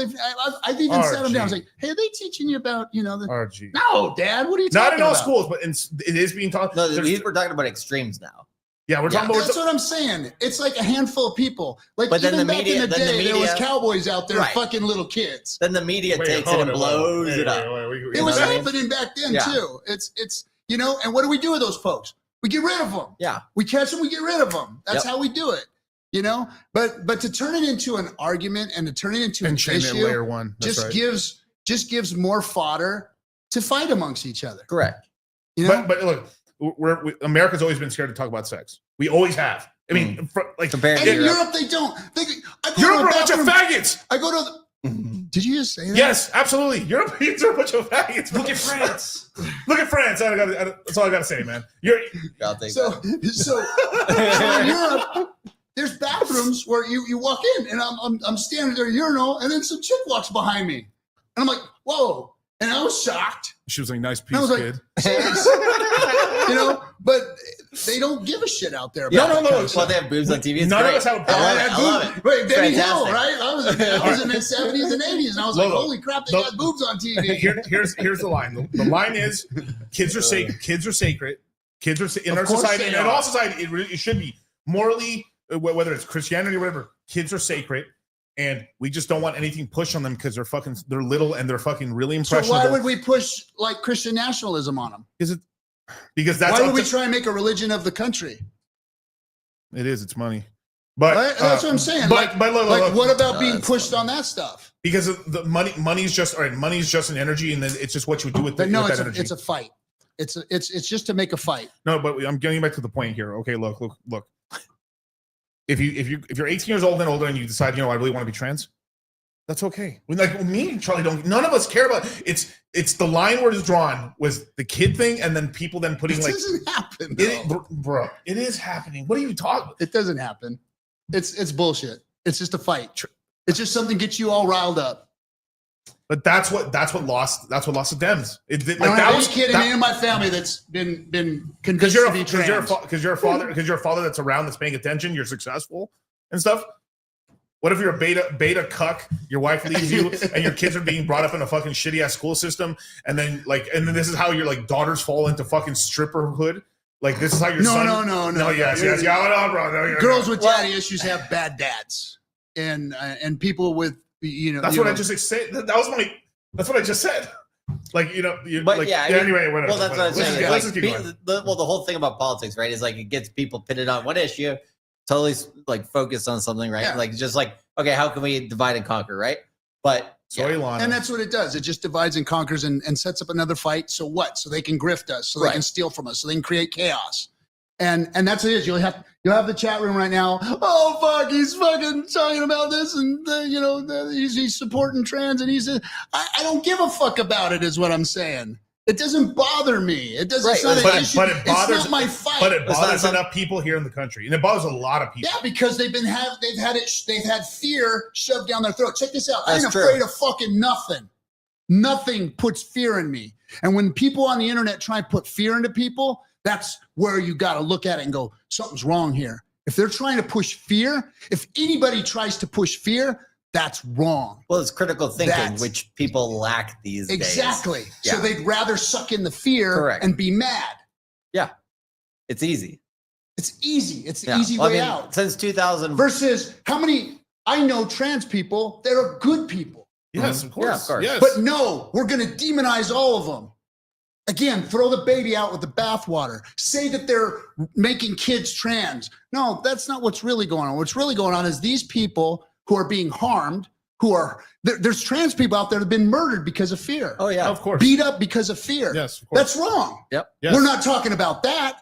We're talking about the one or two kids that may have been coerced into people who are willing to have a debate and a discussion about it are willing to talk about that. It's the media that doesn't talk about it. Right. Of course, we talk about weed, and that's the media. And that's what I'm saying. People don't like to be tricked as well, because there's been a lot of the beating up. Hopefully, it's not like that shouldn't happen. Like if you're gay, lesbian, or anything like that, beautiful, whatever. If that's what you want to do with your life and you're an adult, but the classic example is you're like some guys out in Thailand doesn't know what he's doing.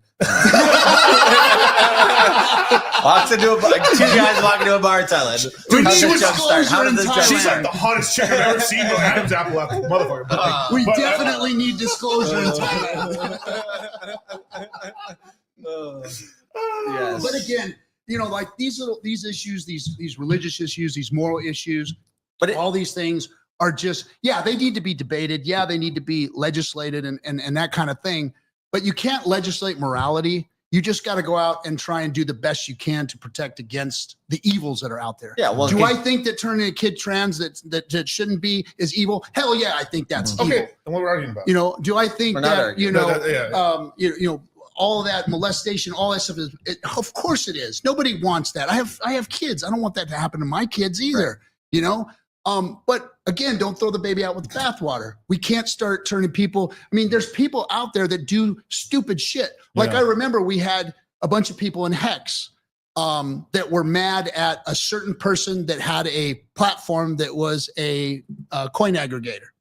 And he told everybody what the prices of coins were, just like CoinMarketCap does. Right. And he decided to do something against Hex that was they basically took the OA's coins and said, we're not going to count those as market cap, and lowered the market cap of Hex. Right. And it pissed a lot of people off. And I understood it pissed people off. It pissed me off too. I had a conversation with the guy about it. He told me his explanation. I said, okay, I disagree with you, but that's your thing. Fine. Yeah. But you might want to look at how we look at it. And fell on deaf ears, whatever it was. But some of the influencers out there got mad and went out there and started fires.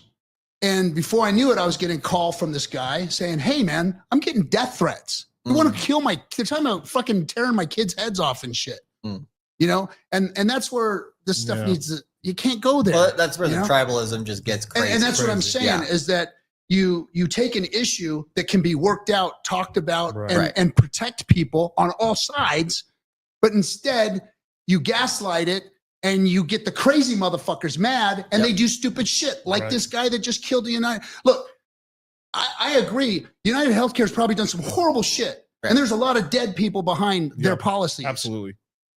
But you don't murder a CEO for it.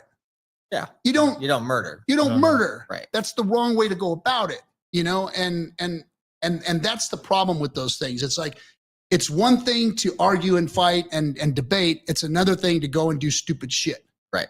Well, it's the same thing. Like if you're looking at the Hex community, right? Like they can get so angry about the rest of the crypto space. Of course. What? No, they can, right? But it doesn't matter because what they can control is what they can control. They can control their own community. And as long as their own community is doing extremely well, who gives a fuck what the other crypto people think about PulseChain and Hex, to be honest? But Hexagons want fairness, right? If on that guy's platform right here, on that guy's some platform, level of fairness is okay, but there's never going to be totally fair. Right. No, but more or less fair, right? Let's just say this on that platform, right? That I know exactly which one you're talking about. That they started subtracting Satoshi's coins from market cap, and everyone else's. If that's what they're doing, and they do it to the whole list, and then guess what? They're not around anymore. They're gone. Go out of business. They failed. Yeah, which is perfect free market shit. Because free market shit. No, right? but they also the market handled it. They pissed off their number one customer, which was Hexagons. Yeah, like I mean, a big base. I mean, the base. I mean, who's giving them all the views? I mean, we were. Who else? Who else was promoting them? We were. Yeah. What was the name of the platform again? I totally forgot. I remember. I know which one you're referring to. But I forgot what it was. Yeah, I forgot what the name. Yeah, and the guy's a nice guy, like and everything. But like, it's just like common fucking sense. It's like all my fucking views are coming in from one segment. Like, if all our view, if as an example, right? Like, if I had a lot of like, if our website was getting mostly traffic from XRP guys, I wouldn't just spend here like 24 hours shitting on XRP. only 1 hour out of the 24. I would go after those fucking assholes at XLM. No, they're your friendlies. No, you got to go after who I don't even know. What I'm calling for is just more rational minds, and to look at everybody's side. And to be good to everyone and see the value in everyone, and then make the changes that need to be made to protect everyone. Everyone deserves to have freedom, and that's what America is it's to all have freedom and us all to have those rights. You know, as human beings, whether we want to stick our thing in somebody's ass, or whether we want to dress up like a girl, or whether we want to be this religion or that religion, that needs to be allowed. So in terms of talking about like coin agnostic shit, right? Because like in the crypto mindset course, we're like, we have our stuff that we really like, but then also like anything that makes us money, we're happy, right? We might not like Sui and its venture capitalist, but you want to be right or do you want to be rich? Exactly. Right? Exactly. So like tagline right there. Yeah. That's a good one. I like that. So like one of the things that we have coming up like this month is Sonic, right?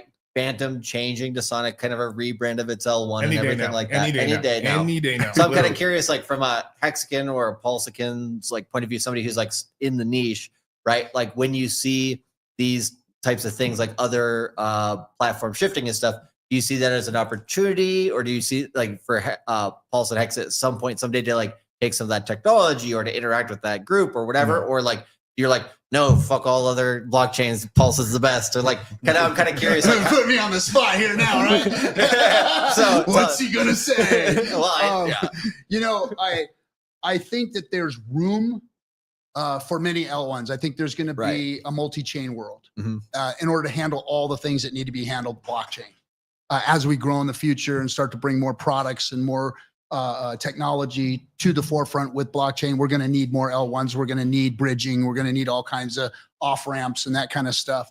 And 2 on Solana. And hopefully that all that happens. But right now, it's the grift is still on. And do you want to be right or do you want to be rich? Is the question. And I mean, I'll be honest. I make money on other things here and there. I don't tell people to take risks. RG3 is a closeted, what do you call it? Shitcoiner. Yeah, not only shitcoiner. I was just trying to think of like maybe XRP maximalist or something. Dude, this trans shit, but trans I've talk starting never- to make sense. But I've never, went out and like specifically said, hey, you're going to do well in this, you're going to do well in that. Yeah, I know. yeah, I yeah. leave that to you guys because you guys have a better feel for that.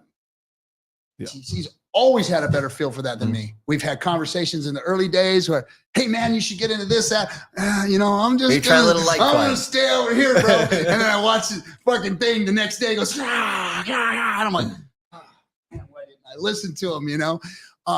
And because of what I've learned, and because of my risk tolerance, I can take a few shekels and throw it over here and throw it over there because I'm in the space. I know what's going to happen. Yeah. I know this thing's going to moon. I know this thing's going to do this. I know dick with butt is going to do all right for a while, Yeah. and all these things may not Real have coin, by the utility. way. And I know all these things aren't probably going to do well or be the crypto that changes everything. I'm not even going to look up that. I just started looking at the chat. I'm just like, oh, this is great. I love you, chat room. I love you guys. Who's this Rastafarian guy? But it's do you want to be rich or do you want to be right? Yeah. And at this point, it's too easy to make money in this space. It's too easy to once you've been in it long enough, you go, oh, am I going to be stupid or am I going to do something that's going to put a few shekels in my pocket? Yeah. And I'm not going to go out and rug pull or do any things, any of those types of things. But I'll get into something with a few and then move it over to this one and move it over to that one. But that's your private money, and you can totally. And do I that. can do whatever I want with it. Yeah. But Johnny Chaos might beg to differ. But my majority of my holdings are in what I call the solids. The Richard Hart's ecosystem. I've gambled on the bet that Richard Hart has been right with what he's built. Yep. And I've put my future into that. Well, and that is the bet, right? That's and like last cycle, I realized that once Hex started really, really doing well, I was like, oh, just bet on a smart motherfucker, right? Yeah. It's like kind of a really easy thing to do. And I think a lot of people, that's one of the things that a lot of people outside the industry don't like is because I think they come to that conclusion, but they're like, they can't, it's like the same Trump effect, right? Mm-hmm. It's like this guy is so bombastic and like, splits people apart in some ways with like being like, but he's been in the game for right. Yeah. And he talks common sense when you listen to his message, right? It's just you getting through that part of what people don't want to hear is the hard part. Well, crypto's a game of betting on the unfortunately jockey. for our president, his wisdom, knowledge, brilliance, whatever it is masked by some really strange kind of masochistic what's the word that people use like policies or like no he's very self-absorbed person, so he comes across as it kind of shadows really the brilliance, and some people see through it and you can see through it, right? But it's the guy's been through it. He's been in the money game for a long time. He knows ego and stuff. Yeah. His ego, or kind of stuff that just kind of turns people off to him or whatever. Yeah, and that's and I can totally understand that. Like if you, but you got to look in the good in everybody. What's good about the guy? What does he know? I'll be honest with you, dude. Once Biden became president, I really did try to look at the good in him and see what he was trying to do, because I saw he did a couple of good things. He taken some of the tariffs that I supported. I was like, oh, these are cool. But it was, I think even this is where even the left got it. It was like when the cognitive decline started happening with Biden. Yeah, I felt bad for him. It's like they have a guy up there that they're just using him at this point. He's literally being puppeted around. Well, I mean, and it's the whole thing about the government and that age thing, though. This is the hard part to figure out. Everyone's screaming, career politicians, kid them out, only put them in for a year or two or whatever, and then remove them. But wait a second. Let's stop there for a minute. When in any other industry, in any other job title, right, you want somebody with experience. Mm-hmm.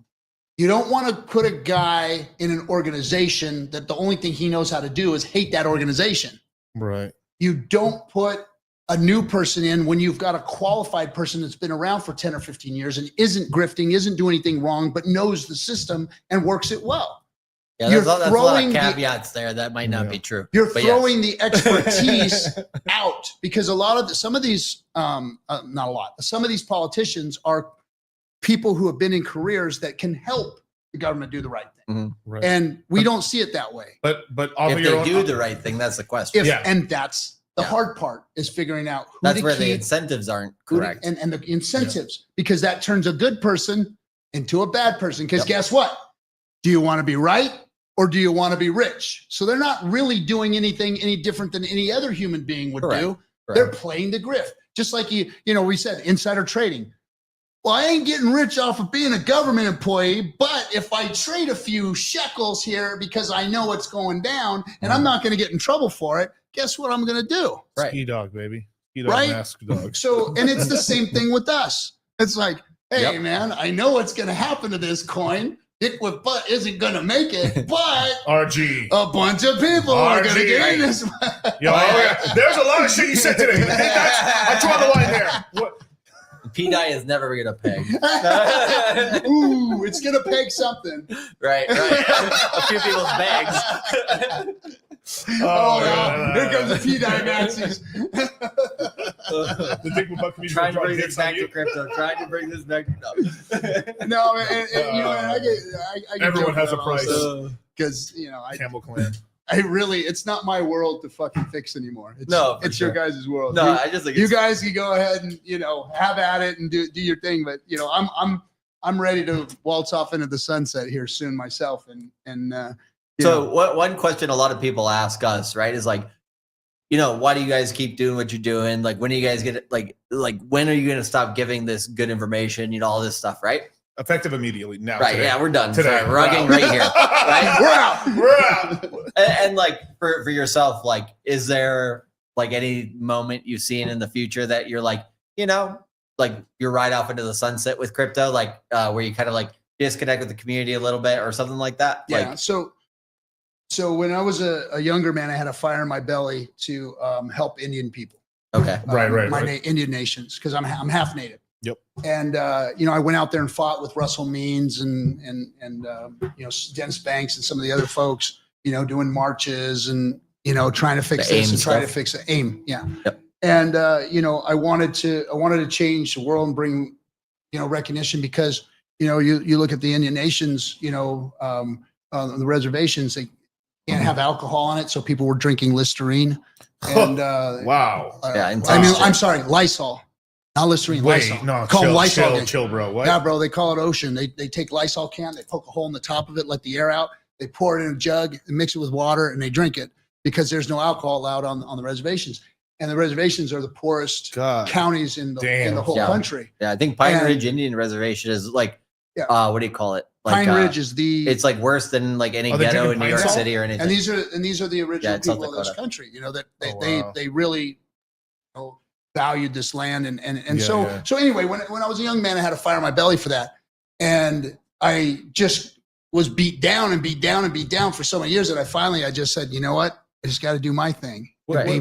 Was the beatdown because like you were helping them and they kept making the same mistakes, or was it Both sides, or bro. was it like you were doing good stuff, we're making headway, and then something would stop it? It's both sides. Both sides. Okay. It was government interference. It was what the government done. It did the treaty, the mishandling of all the treaties. Yeah. Every treaty was on broken purpose. On by- purpose. On purpose.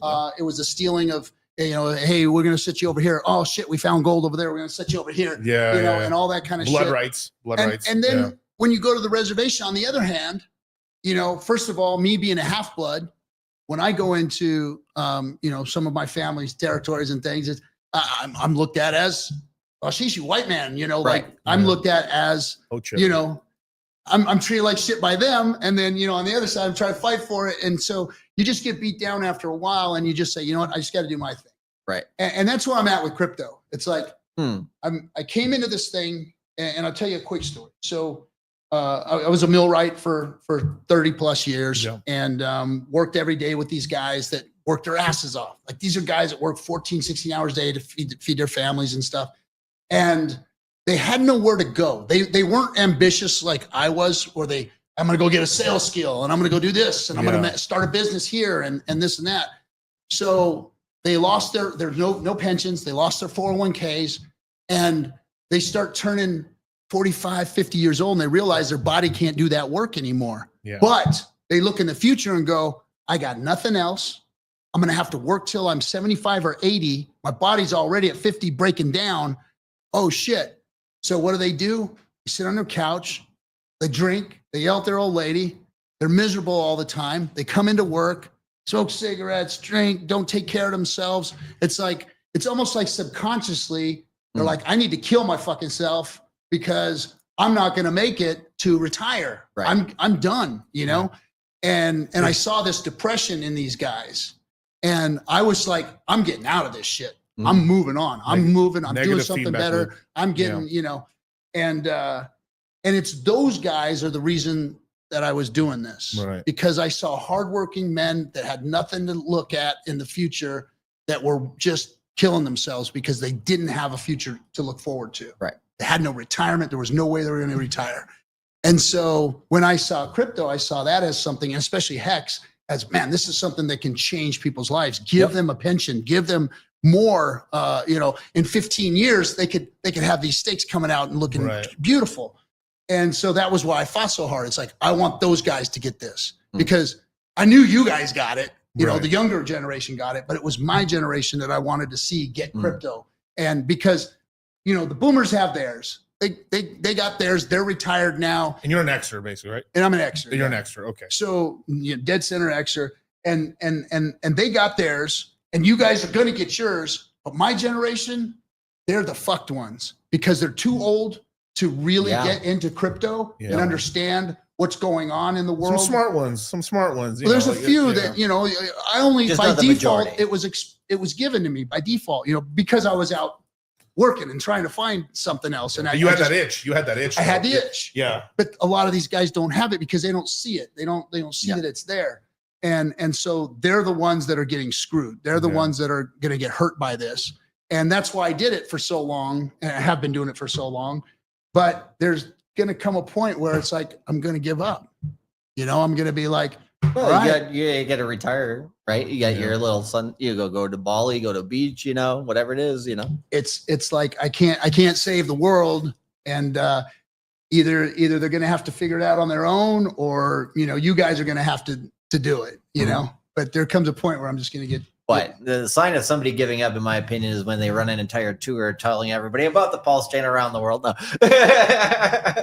no, because I mean, obviously, you're doing a lot of work in the space too, still, right? Yeah. I mean, I traveled the world last year. You know, we went on the PulseChain tour. We took it to Europe, and you know, we did it all during the bear market. You know, so everywhere That's we went, rough. It's rough doing that. Trust me, Charlie fucking know. Like, it's hard when you take you and your team, you know, across the ocean, and you sit in a room and there's 10 people that show up, you know? Yeah. And that's hard. It's hard on the pocketbook. It's hard on your team. It's hard on morale. It's hard to, you know, get up in front of everybody and then go, okay, we're going to talk crypto. And then, you know, it's just going down, you know, and only the diehards are there with you. Yeah. And it's a hard thing to do. But it builds character. It you know, it still gets you recognized. People are seeing what you're doing, and people are, you know, there's a lot of people that are grateful for it. There's a lot of trolls out there that are saying, you fucking dummy, what you're doing, you know? And but I don't let that bother us, you know. We just say, hey, we have a cause here. We're gonna do this, and we're gonna move forward, and we're not gonna let, you know, we're not gonna let it kick our ass. So yeah, that was great. Definitely, man. So wait, you're doing an event here in Las Vegas in March. What are the dates in March? You're doing so March the 3rd, 6th through the 9th. So 369 PulseChain event. MG fine. So it's a PulseChain 369 convention, and we're going to have a lot of speakers there. You guys are going to speak. Yeah, we're going to speak. And we're going to have I confirmed him kind of, but I just we're going to have some politicians there that are leaning. Yes. I think I know which one. Yep. So we're working on that. A lot of Hexkins are going to be speaking. We're going to have not a hackathon, but At Pitch Fest. Pitch We have Fest. Pitch Fest. And so we give away some money at the Pitch Fest to the best project and have some judges and stuff that come Pika in. token's gonna win hands down, right? Pokey Center for the win, you guys. and it's going to be a real good event. You know, you guys know Kaylin. Yeah, she puts together good events. Yeah, she's going to be at the steering wheel, making sure everything's, you know, all the VIP event goes freaking phenomenal. And We're running a sacrifice phase for Pete I. yeah, if the PDA guys want to come and speak at the event, come on down. You guys are more than welcome. So it's going to be, you know, it's all PulseChain projects. Everybody that's on PulseChain is going to be there. I think that's right there. Like was what like because I mean you had talked about this right before PulseChain launched. I mean even months before I launched, is like how transformative the community has become because we were, you know, a one token. Just one token. We were a token on Ethereum, worked incredibly well. Token that kind of like started a whole like revolution and then, you know, created this entire thing. One of the largest YouTubing communities, one of the biggest Twitter communities in crypto and stuff like that, and survived a bear run.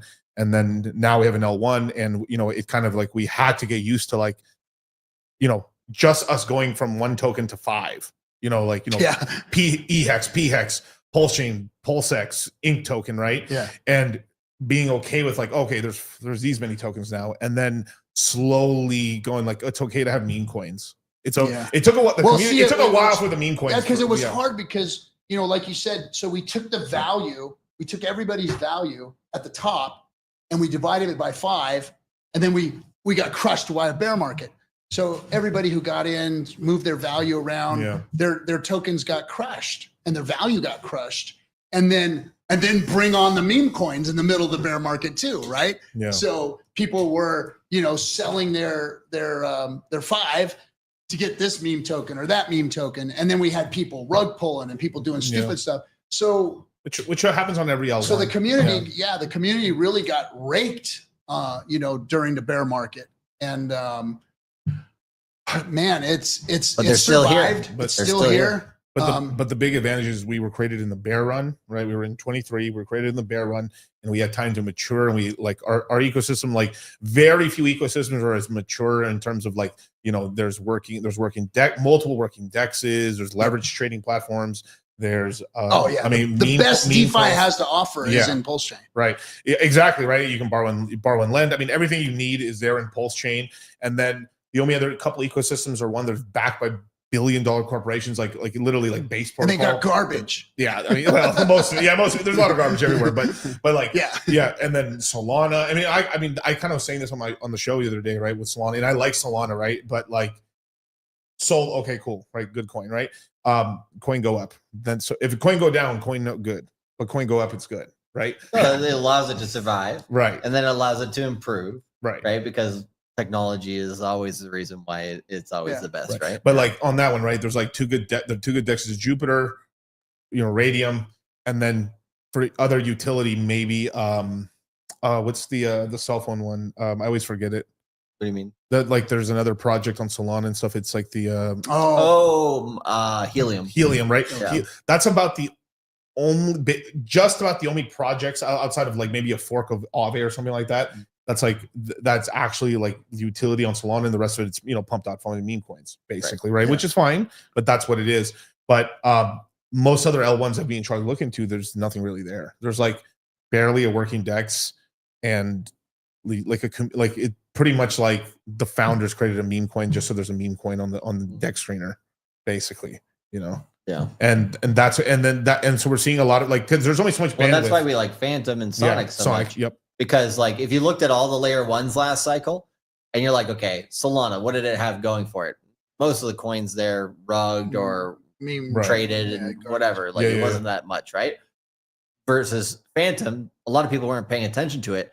They were building some of the best sub ecosystem projects out there. Yeah. Right. They got super creative with all the, what do you call it? The DeFi, like yield and all that type of stuff, right? and so solidly. And so like there's just a lot of like flourishing of technology, right?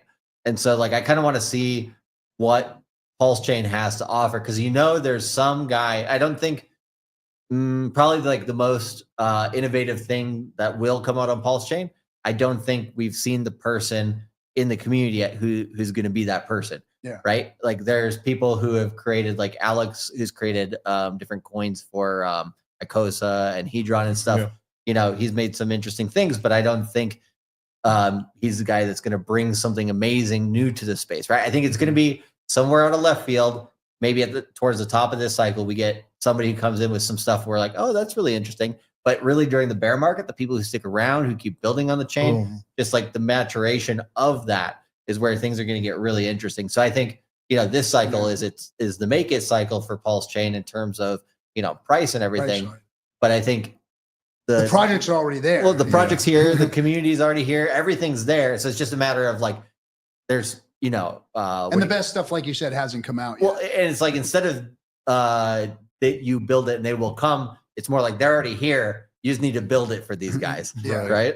And the whole and then at the end of the day, the most important thing is just there's demand, right? There's actual people here, and they stood around, and you know, we still have the largest YouTubing community in crypto, still to this day. And like, if you ask me, like, is PulseChain going to be here next cycle? I'm not even worried about it. I literally am not worried. And that's mainly because of community. Yes. But, and that's the important, but like that, to go into your point, that's the time that needs for people to get really, okay, now I really understand this. Guys who are just coming in now that don't know much are going to now like, okay, survived the bear run. Oh shit. And I get this crypto stuff. And that's a lot of brain power over time, because guys who've been in since like, you know, 2019, and now like they're like, Richard spent a lot of time and really educated a lot of us learned a lot from Richard. And then from there, you know, Richard's not been here, but you know, we've had to explore this entire ecosystem kind of by ourselves, and guys are getting really good at it and really great at it. And then there's going to be some really talented stuff that's going to come out really soon. But you know, of course, you need things to be bullish and some money to be around, and that's what, because you need stuff going to change everything. That's what you need, stuff to get funded. Right? Number go up is going to change everything, because then these devs are going to be the pitchathon's funded. One thing. Yeah, exactly. That's a great thing. And the community is going to be funded. And then people can go out and do cool stuff, you know, because let's face it, the best stuff comes from the community. The best stuff that gets built comes from the community devs, and they need capital to do so. And the fact that they built so much in the bear market is really phenomenal. I mean, they did a great job. My hat's off to all the people that built on PulseChain. I mean, from the meme coiners to the guys who built the lending platforms, to OKX that did the onboarding platform, Mexi, Mexi and stuff like, all the stuff that was built on PulseChain was done in a bear market by some very ambitious people. Shout out to Coast. Coast has been working really hard. I mean, now they accept, like you can basically all 50 states now accept it. Yep. That's incredible. That's incredible. And I know they suffered a lot lot with banks. Like they kept thinking, that's the hardest thing to do, is to go in there and just try and work that out. And I mean, and now that we've got a favorable administration towards crypto in place, all of these things are going to get easier, come to play, be usable. I think regulation is going to lighten up a lot in the U.S. Extremely. And we're gonna have a good year. It's going to be a good year, but it's going to be a year. Ding, ding. It's gonna come around. That's the most important thing of this whole show. If you listen to one thing, you guys, and hate me or not, but I'm telling you, the bull market is coming. It's here, but it is gonna end. It is gonna end. Yep. Yeah. And it's good. Be ready. And also just kind of like, it's because it's a pendulum.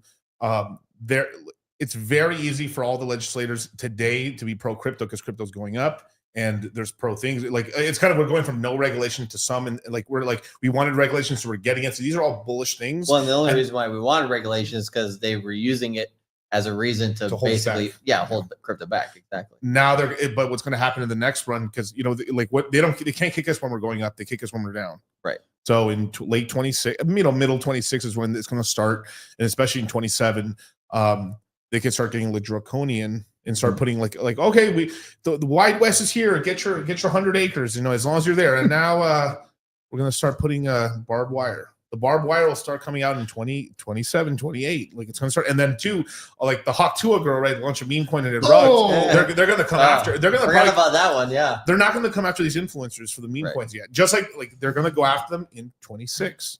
See, uneducated people coming into this space that are getting wrecked. You know, like this poor girl. You know, she stepped out of a nightclub one night and some guy stuck a microphone in her face. She says something silly and boom, she's famous. Right. And then somebody grifted her and said, "Hey, you're so famous, everybody listens to everything you say. Let's get you to support a crypto.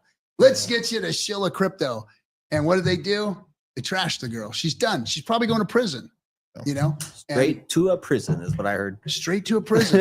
And you know, the girl was on top of the world for like 3 days, and now she's on her way to prison. And it's like, man, if you don't know this game, you better stay the hell out of it or learn it, you know, before you start doing stuff like that. Yeah. I mean, we've helped quite a, there's a lot of, I mean, a lot of people have come to us to kind of ask us for advice, and 99% of the time we tell them don't do it. And then they want, and a lot of them come to us like hoping it's the opposite. Right. Like, okay, here's the action plan. This is how you do it.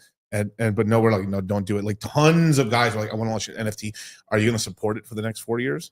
What do you mean 4 years? Yeah. And I want to spend 1 year on this.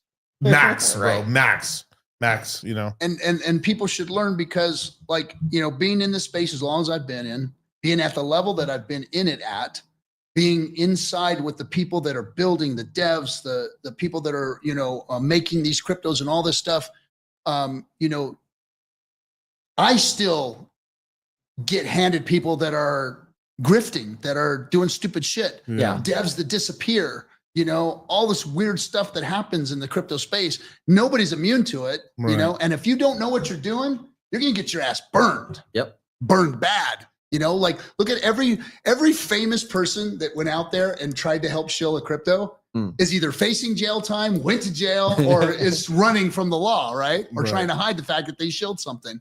So it's a dangerous game to be in. And you know, if you don't understand, that's why I've only ever really backed Hex, you know, like I think Hex is the one, because I know it's completely decentralized. I know that Richard did a good job with it, and I know that it's not going anywhere. You know, it is as solid as Bitcoin, more solid in my opinion.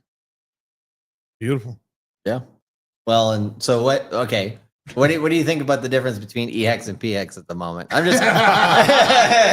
You want to get me in the middle? All right, chat room. How about it? Man? How about it? So, I think that Ethereum's not going anywhere. Correct. I think that Ethereum is gonna, you know, the number 2 crypto and on the planet. But XRP is coming for its head. I think the standard, the flipping we never saw coming. $20 XRP coming. Fed coin, right? But I think that the market has decided. I think that Ethereum is going to get better and better. Like, you know, when the fees were high, everybody was crying and screaming. Then now the fees are low, so it's like nobody's saying anything about the fees went down. You know, and so I think that Ethereum and Hex on Ethereum is just as good of a product as Hex on PulseChain. Now, Hex on PulseChain obviously functions better because it's cheaper to operate. It's easier to, you know, it functions 100% correctly. Until there's a million people on there, then what? Until there's a million people on there, and then, you know, price is going to go up there. But I think that by then, Ethereum will have fixes, and of course, PulseChain gets those fixes. And I think that's a big thing that people keep arguing. Because me and Charlie have said this forever, because obviously they took forever to Ethereum 2.0. It should have came out in 22. It wouldn't technically, really, it should have came out by their standards. It should have really. But we know the miners were the ones that. Yeah. There's some. So, you know. So Vitalik, you leave that shit alone, bro. you let us take our money out and stuff like that. So you ain't turning into proof of stake yet, bitch. I had people back in this is back in like 21 and 2020. Payola for the miners, Miguel. No, what are you talking about? That's just not happening. No, like this is why, like, this is a big if I hear a fucking founder saying I don't care about the price, I walk away. Retarded. Stupid. You can't say that. You can't say that. It's like that. This, you know. Anyway, well, you can say if there's no token, you're it's just fine. being disingenuous. So back on the EHEX, PHEX. Okay. I think that you know, EHEX is a good product. I think if Ethereum fixes itself, gets better, maybe gets rid of this stupid S-load crap that they're, you know, upgrades are coming. Upgrades. Yeah, there's at least coming, one so this year. There might be a fix there. On the S-loads, so that would make EHEX better. And now, because of the disparity between the two, EHEX looks like a bargain, you know, at the bear market. That's just my opinion on how it looks. Now, the community has spoken, like Richard said, and said, no, PHEX is better. So the price go up on PHEX. We don't see stakes going up. We don't see massive amounts of that's stakes. the quiet happening. part. Why are you saying the quiet part out loud? Right? That's so staking on EHEX was massively better than staking on PHEX. So the usefulness of the product isn't any better. Obviously, the community says, but number go up is better. So I'm gonna buy a bunch of it. Yeah. So what really is going on here? Is PHEX better? Supposedly, yeah, but the usefulness of it isn't being utilized like it's better, but numbers going up. Well, and then you can blame a part of that too. I mean, that's a lot of influencers who like, I named it the Island Boys. I wasn't really talking about anyone specifically, but they started this whole thing of just a lot of people made fun of people like you guys staked, ha ha ha. I just dumped in my bags, you dumb motherfuckers. And like, there's a lot of that shit. And then now a lot of people in Hex are like, okay, I'm not going to stake. And then like and now it's kind of it's a little bit. It was a lot of hypocrisy. Because there's a lot of people who said stake, and then they said that. Right. What did I always told people, look, I mean, like, do as I say, not as I do, right? I literally did stake all my Hex out. I did, but I had a good portion of it come out during 21. And I made sure that because I was like, when's the good year? 21. Boom, had a bunch come out from starting April onwards, right? And I delayed gratification, took all the Hex that I made from 2019, 2020, January, February, April, start coming out there. And that's what I did there. Now I told everybody and then I got chastised for this like crazy because I was fucking, Hex Jesus. Fully staked out 15 years, man. No, it's not even that. Yeah. It's because I told people have a liquid bag. That was crazy. That was crazy. Yeah. That was fucking crazy. And I was a fucking asshole for saying that shit. Well, Miguel, tell them 555. Tell them 369. Damn, she fine. And now everyone's changed their fucking tune. Now everyone's changed their fucking tune. And they're adjusting to the market. They're adjusting to the market. But is like But see, and that's what we've been talking about this whole time is the number go up grift that everybody wants to get in and get out as number go up. Come in, get theirs, put their hand in the marble jar and take their marbles out before everybody else does, versus the real thing to do is generate yield, is to have your crypto working for you. And that's where the real money is holding and generating yield. Yeah. The grift part is much more profitable, but much more dangerous and much shorter. Right. And you don't know if you're going to win or lose. Now, young people, have at it. Go do it, guys. Go play the game, get burnt, learn it a little bit, maybe make some money. But don't forget the responsible part of crypto, which is generating yield, validating, all of these things that involve you in making the crypto. The chain stronger. Yeah. But again, RG, do you want to be right or do you want to be rich? Right? So telling everybody to stake is, stupid, right? But no, that's where you actually make the real money in the long game. The long game in crypto is always more profitable than the short game. Yeah. And look at Bitcoin. Bitcoin's at 100K. If you would have bought it at a penny and you just bought $100 worth and you waited till today, you're sitting pretty right now. There's a bunch of wallets that what do you call it? They bought Bitcoin maybe like $500-600 worth like 10 years ago, 12 years ago. Now they're selling. They're finally like opening up those what do you call it? Couch cushion money wallets. And that's like a few $million these days, right? Yeah. And it's like the HODL win, right? And then too, like on the EHEX side, for example, right? Most people can't stake because of you can stake right now. It doesn't cost you much to stake, but it costs you a ton to unstake. So people aren't unstaking, and all the current stakes coming out that are bleeding out unless they're gigantic, like multi-million stakes. Yeah, because it's like I think the other day it was like what $380 in Ethereum to unstake a stake. So most people's stakes are unprofitable or break even. So there's a ton of bleeding out, and that just that's all that inflation is just getting tossed out to the future. But that's going to come back one day. But one of the things we talked about when PX came out was, now everybody can short-term stake. There's going to be so much short-term staking, and everybody's going to, and it's going to make the T-share price roll up fast. But we don't see that. No. We don't see it. There's the same people who are doing rolling stakes they're still doing rolling stakes, but no one, it's the same. Because guess what? Also during the time, most people like, why do any long-term thing that could actually benefit my life in the future? Because like one thing that I told people, the guys to do when EHEX was at the bottom and PHEX was at the bottom, was to not just buy it, but take 20%, whatever you can stomach, whatever it's 20 or 40%, because you're buying all this stuff dirt cheap. Like we're talking about $1,000 E-hex per million. We're talking about 3,000 per million P-hex. Okay. We're sitting right now at 30,000 per million, and we're sitting at 6,000 per million, right? So the numbers are starting to get a little. They're moving. They're moving. definitely something for you to go. And I told people, this. You look it up. I mean, months ago, and then even last year, I said, look at that hex. Stake whatever. Do not stake your whole fucking bag. Don't be stupid. Don't be fucking stupid. But I said, I'm like, fuck these 4 years.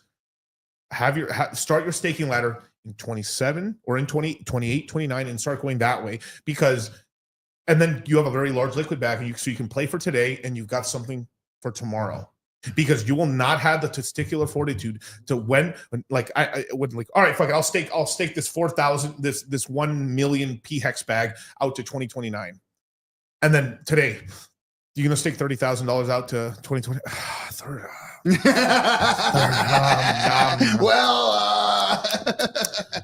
And then two, like there's gonna be like always the bull market price get higher and higher, and then good guys like, I want to stake because I really do believe in this stuff, but then they're staking at the wrong time because they're like, let's just say let's just say the P-hex price is 25 cents, right? So it's $250,000 $250,000 per million per P-hex, right? And they're going to put in 15,000, stake it to 2029, but it's like, in actuality price, whatever the price is at that time when it crashes and goes down or whatever, it's going to be like, oh crap, like that 15,000 is now owe me 5,000 with the interest. Fuck. And so there's times to do it. And that's what we're trying to say, because it's now become sick, because people are like, this is the game, right? And then a lot of OGs are like a ton. Remember all the emergency on stakes that happened? Yeah. Woo. And I think, when P-hex came out, I think that one of the other things to talk to people about, like that are dollar costing in or trying to make a responsible bag, is to go out to, have a plan. Yeah. Understand how you're going to stake, what your ladder is going to look like. Make your ladder what you want it to be, right? And then start at your 15-year stakes and work yourself backwards. Okay. Because if you're starting out with your 15-year stakes, then what you're doing is you're dollar costing yourself into the T-share, because the T-share you're locking in the 10-year. Yeah, you're locking in the 10-year max. So you're locking in that 15-year stake at cheaper T-shares than if you were to start out at a 1-year stake, and by the time you get to your 15-year stakes, the T-share price has gone way, way, way up. Yeah. So you start with your 15 years and work your way backwards. Because T-shirts are deflationary. They're deflationary, and they're becoming much more expensive. And the longer people, I mean, like I just look at the T-shirt rate. By the time like we're at the peak of the market, it's gonna be ridiculous. And then in the peak of the next market in 2029, bro. Well, wait till after the 10-year. When the 10-year hits, well, there's going to be the 7.5 year. Yeah. So the 7.5 year mark, the 15-year stakes, the emergency end stake, are going to be insane. So that 7.5 year mark, boom, a bunch of 15-year stakes go away. Yeah. T-share prices are going to go up. The 10-year mark, boom, same thing. You're going to see a lot of 10 years come out. And then, of course, the first 15-year stakes that come out, then everything just goes absolutely freaking nuts after that. Yeah. I think T-shirt, the T-shirt game becomes real next cycle. That's why I've been telling, like, that's what, like, people have forgotten about the T-shirts. People have forgotten about the T-shirts, and they're not going to remember it until like it's going to hit us in the face. Like maybe Hex doesn't go as low as people think it goes, and then those T-shirts start going like, Jesus, these payouts are crazy. Yeah. Wow, because the emergency on stakes, people not staking, the T-shirt racketing up. The emergent stakes are going to be crazy, because all that yield, that half of it goes back to the OA, so that just keeps the APR high, and the other half gets sprinkled to everyone else who's still playing the long game. And those OGs that have been that staked themselves out 15 years and didn't do anything, and they at the 7.5 year mark, what if Hex is $3, $5? Right? He's like, I've never had a girl in my life, so I got to do it. Like, are you kidding me? Pete, peg me now. It's going to be. Crypto will one way or another. I'm going to be surprised to see 25, 30% of those 15-year stakes make it to existence. Mm. I think that most of them will come out at the half-year mark. Yeah, I would be surprised. It's just market dynamics. Because if you put $50 in the damn thing and the thing's worth $4 million, it's like. Hey, Come about on, time to take man. that shit out. Yeah. And the way to protect yourself is to have a large liquid bag, so temptation doesn't take you. That's it. And that's it. I mean, because like, well, having a liquid bag to survive a bear market, to cash in and out of in a bull market. But you can compound that too. You just have to be, what do you call it? Paying attention. Right. You have to pay attention. Yeah. And you have to be on the game. You have to be in the game. Yep. Like, and know what you're doing. Hex is the marshmallow game. Hex is the marshmallow game. It's like the whole test is they put a marshmallow in front of a 5 to 7-year-old. They literally track these kids. The kids who could say, like, if you can go 10 minutes without eating the marshmallow, you're gonna get 2 marshmallows. All the kids who ate the marshmallow right away had shittier lives. All the kids who waited the 10 minutes were all significantly richer. Yep. Because of delayed gratification. Yeah. So it's all about it's programmed into them. Yeah. And then so it's like I want to be a degenerate, but I have so much over here that I can party with this stuff and wait later. We got a whole bunch of marshmallow eating motherfuckers in this thing. Having sports. They push the daisies, they push it to s'mores. That's right. Win s'more coin. God. That's funny as hell. But you want to talk a little bit about the event? Yeah, sure. I mean, we just closed on the venue. Yeah. Talk about that. All right. So, damn, the venue's sick. It's gonna be a lot of fun. It's gonna be a lot of fun. We have a DJ there.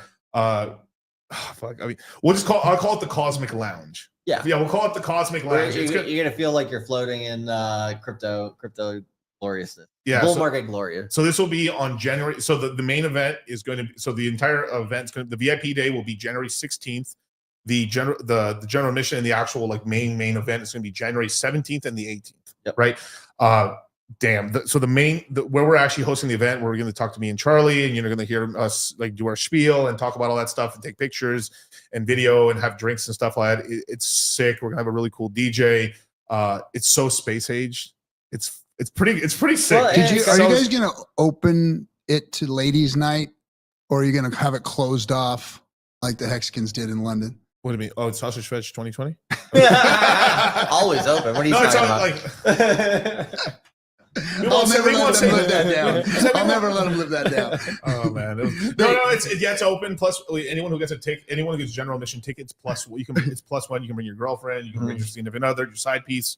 And allegedly, it's open bar. It's open bar. Allegedly. Well, sort of. No, not really.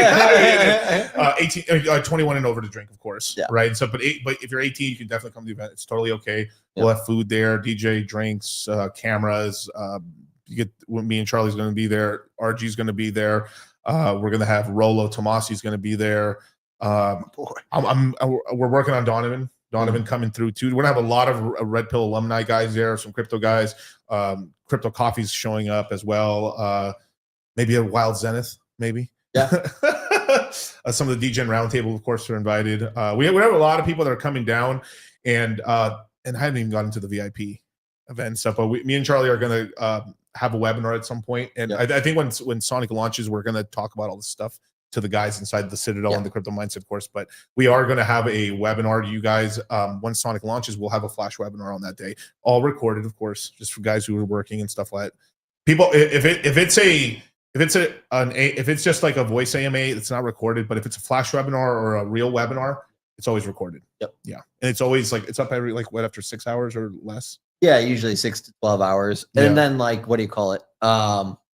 Just in terms of the group, the chat group for everybody who's already purchased a ticket and everything, we'll probably have that up within this week, essentially. Yes. So that way everybody can kind of like start like, oh, I know this guy from the last meetup, or I know this guy from one of the chat groups. Hey, let's like plan some stuff that we're gonna do on like the Sunday after all the events are over or whatever. Like everybody always tries to kind of get together and plan their their sides. We're also going to have discount links for hotel rooms as well. Yeah, it's going to be open very shortly now.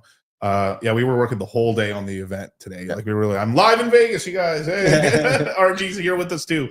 And and also we're going to be I can't wait to go to the 369 event that you're throwing here in Vegas, dude. Vegas is the spot, man. Like, just move here. What are you doing? Crypto events everywhere. I mean, it's the best place to have them. There's it's cheap to get here. Yep. From anywhere in the world, except for Canada. Canadians have hell of a time getting in the U.S. for some reason. I don't know why, but it's you've got entertainment, you've got food, you've got everything. You Sports teams, sports teams. You know, there's so much you can do here other than just the event, and having the event here just makes it that much more exciting. It's really the best place to have one. So I'm stoked that you guys are putting one on. We're putting one on, and it's just Vegas. I think should become the crypto Mecca. Yeah. I we think, do it over at Trump Tower. Yeah, because like the red pill Mecca is Miami, but the crypto Mecca is Vegas. Definitely, man. But Kyle, let's get to some of the super chats before we close out. You guys, you go ahead, start popping them off. Hey, Monkey, what's up? Hey, Monkey. Zenith. Oh, my boys are all in here. Look at that. All right, we got Diamond Hand Degenerate saying, "Congrats on your winning your bet, Charlie. If Leaky doesn't pay, let us know. We can start a GoFundMe." I know I didn't. Oh, that bet. I think you're talking about the different one. Oh, yeah, okay. I would say even that one is just like at the end of the day, who gives a fuck, right? It won't pay. But yeah, it is what it is. But like, no, with we got GG in town tomorrow. We're gonna settle it over dinner. Yeah, it's gonna be good. All right, we got a Hex Monkey with the 999 saying it's bullish for the price for the next few years if the government builds a Bitcoin reserve, but it's also super cringe to me because of all the possible manipulation and shenanigans. They're gonna take loans on that Bitcoin eventually. They're gonna find some way to take profit on it. Yeah. They're gonna sell Bitcoin bonds at the top. And then like the bonds failed, but hey, we still hold the Bitcoin. Right. All right, we got Zenith with the $10 super chat saying between MOONGANG and meetups and PulseChain tour, it might be just cheaper to permanently move to Vegas. Fantastic to see all my mentors on stream. Cheers, gents. Hey, thanks, Zenith. All right, we got Hex Monkey with the 999 saying it's left versus right anymore. Yeah. It's the corrupt elites versus the people. Yeah. People. And we got Nicholas Munoz with the 199 saying price prediction for Roots, just put 1K into it. Let's have it go. Yeah, I mean, the only price prediction that you can verifiably say is that it's going to get to its previous all-time high, which is about 12, 13 cents. So it's a good amount of excess from where it's at now. And then after that, well, let's see when GameFi kind of like hits and takes the trend there. But at this point in the market, pretty much anything that's going to outpace Ethereum and Solana is going to do a 10x plus. So, I mean, Root doing a 10x from here would bring it to like about 40, 50 cents, which would be a 3 or 4x from its previous all-time high. I think that's like extremely doable. And then that's kind of responsible. Yeah, I'm trying to be like as conservative as possible here on that because, then on top of it, once we get GameFi going, I mean, they have the best IP out there with Ready Player One. They already have a few things that we'll be talking about in private webinars that we can't necessarily divulge publicly yet. Yeah. That Aaron McDonald from Futureverse will be discussing. But generally you're in a good spot. Ready Player 2 is going to be sick when it comes out. Yeah. Yeah. Well, and then some stories in between, maybe with allegedly. Like, if I can give you guys a movie recommendation, go watch Ready Player One. Like take away like the love story part. And like, everyone's poor in a trailer park, but look at the actions. Everyone like that is where we're heading towards. Mm-hmm. We're heading towards whether it's AI, mixed in with VR or whatever. But like, you're going to be spending some digital currency, and then real world things are going to be delivered by Amazon to you. Yep, because you're a kick-ass fucker in the game. All right, we got RH Max with the 555 saying, "What up, gentlemen? What's up, Max? We are here to win." Yeah. Perfect. I think he said he's coming to the 369 event. So we can't wait to see you again, brother. Yeah. Good dude, man. Good dude. And we got Gabriel Vasquez with the $2 super chat saying, "What are your thoughts on XRP?" All of your thoughts. Don't But to be honest, like I think XRP is going to get one of those runs that a lot of people don't expect. How many of your like normie friends or people, acquaintances, they whatever, all ask. Everybody's fucking asking about it this like last 1 month or last like 3 weeks. I'm like shocked. I've had people come out of the woodwork I haven't heard from in fucking weeks, years, whatever, start being like, so I know you're a crypto guy. What about this XRP thing? Should I get into that? I'm like, why is this the first thing ever? They know I'm a hex guy. My friends, and they say, well, what about XRP? I don't. All right. Right. Hilarious. But, hey, that's a superpower for Ripple, right? So I think there are, because they also have. It's the messaging, man. It's the messaging. They have a U.S. Stable coin coming out through the state of New York. You know how fucking hard it is to get anything through the state of New York? That's a lot of bribes. I think Ripple, just price-wise, is going to surprise a lot of people this cycle. And then what do you think the people who are the whales and the people who are behind the Ripple organization are going to do? They're going to sell the shit out of the token for sure. It's easier to get an assassin into New York than it is to get crypto legislation. Right. It's a me, Waluigi. Anyway, but with XR, like what we've said forever, you know, even though we don't like the coin, we knew it was going to do well because it was an extremely high chance it was going to get an ETF. Right. It has just really good marketing. I do one day want to do like a web series or maybe like some sort of content where I go shave my head and I just go I maybe start a brand new YouTube channel or brand new YouTube and kind of like start watching these XRP videos to see why are the normies falling for this, because it's kind of like I need to like join the cult to see what's going on, because Get a little Kool-Aid, yeah, a little Kool-Aid, yeah. All right, we got Ken Rose with the $5 super chat. Thumbs Thanks, up, brother. Oh yeah. We got Pulse Jutsu with the Fast Abdul with the 30 God knows what, saying here's some shekels for the fire guy. We'll find a way to get it to him. I have a high suspicion he's sending us 20 cents. Thanks, man. That's my boy. Then we got Fast Abdul again saying breaking news: someone's building a liquidity fork like Liquid Loans on top of PDI. There's a PDI backed stablecoin. What is the world coming? There's a PDI backed So I was right. There's a sack phase for PDI. Then we got Poke. Yo, my stable's got stables, bro. My stable's got stables. Then we got Poke with the 199 saying RG3 guesstimate for guesstimate for PHEX, PulseX, and PulseChain. We're in the hot seat. Higher. So like 20x higher, 50x higher, 100x higher, 1,000, 10,000x higher. My thoughts on Pulse is it's a fabulous L1. It's got stuff built on it. We talked about it this whole show about how good the projects are and things that are being built on it, the DeFi that it. And you look at every other L1 and what it's done in bull markets and what it's done from their inception to where they're at today, and they've all done 1,000x's. I think the worst one's a 900x or something like that. Yeah. Why can't PulseChain do that? I don't see why it can't do a massive amount of bottom x's. to top. Bottom to top. Bottom to top. Gotcha. Right. Yeah. All right, boom, and that's it. We're all caught up. Beautiful. Hey, Right on. thank you so much for joining us, man. This has been MOONGANG 163, man. Thank you, RG. Thanks for having me, guys. Always good to see It's a you. brother of mine right Yeah. here, man. We've known each other for a long time, man. This guy too. Oh yeah. Yeah. Both the same. But with that, I'm guys, glad you came over from the dark side, though. That was. You know what's funny? Like I've taken a rash of shit for 3 years. No, it's like more like 5. But no, it's funny. Like what do you call it? Everybody remembers that because it was so like the drama, right? drama, but it's right. like it was like within the first 3 to 4 months of me doing that I turned over, which is Yeah, the you've funny been a part. Mexican longer, really, than you've been. Exactly.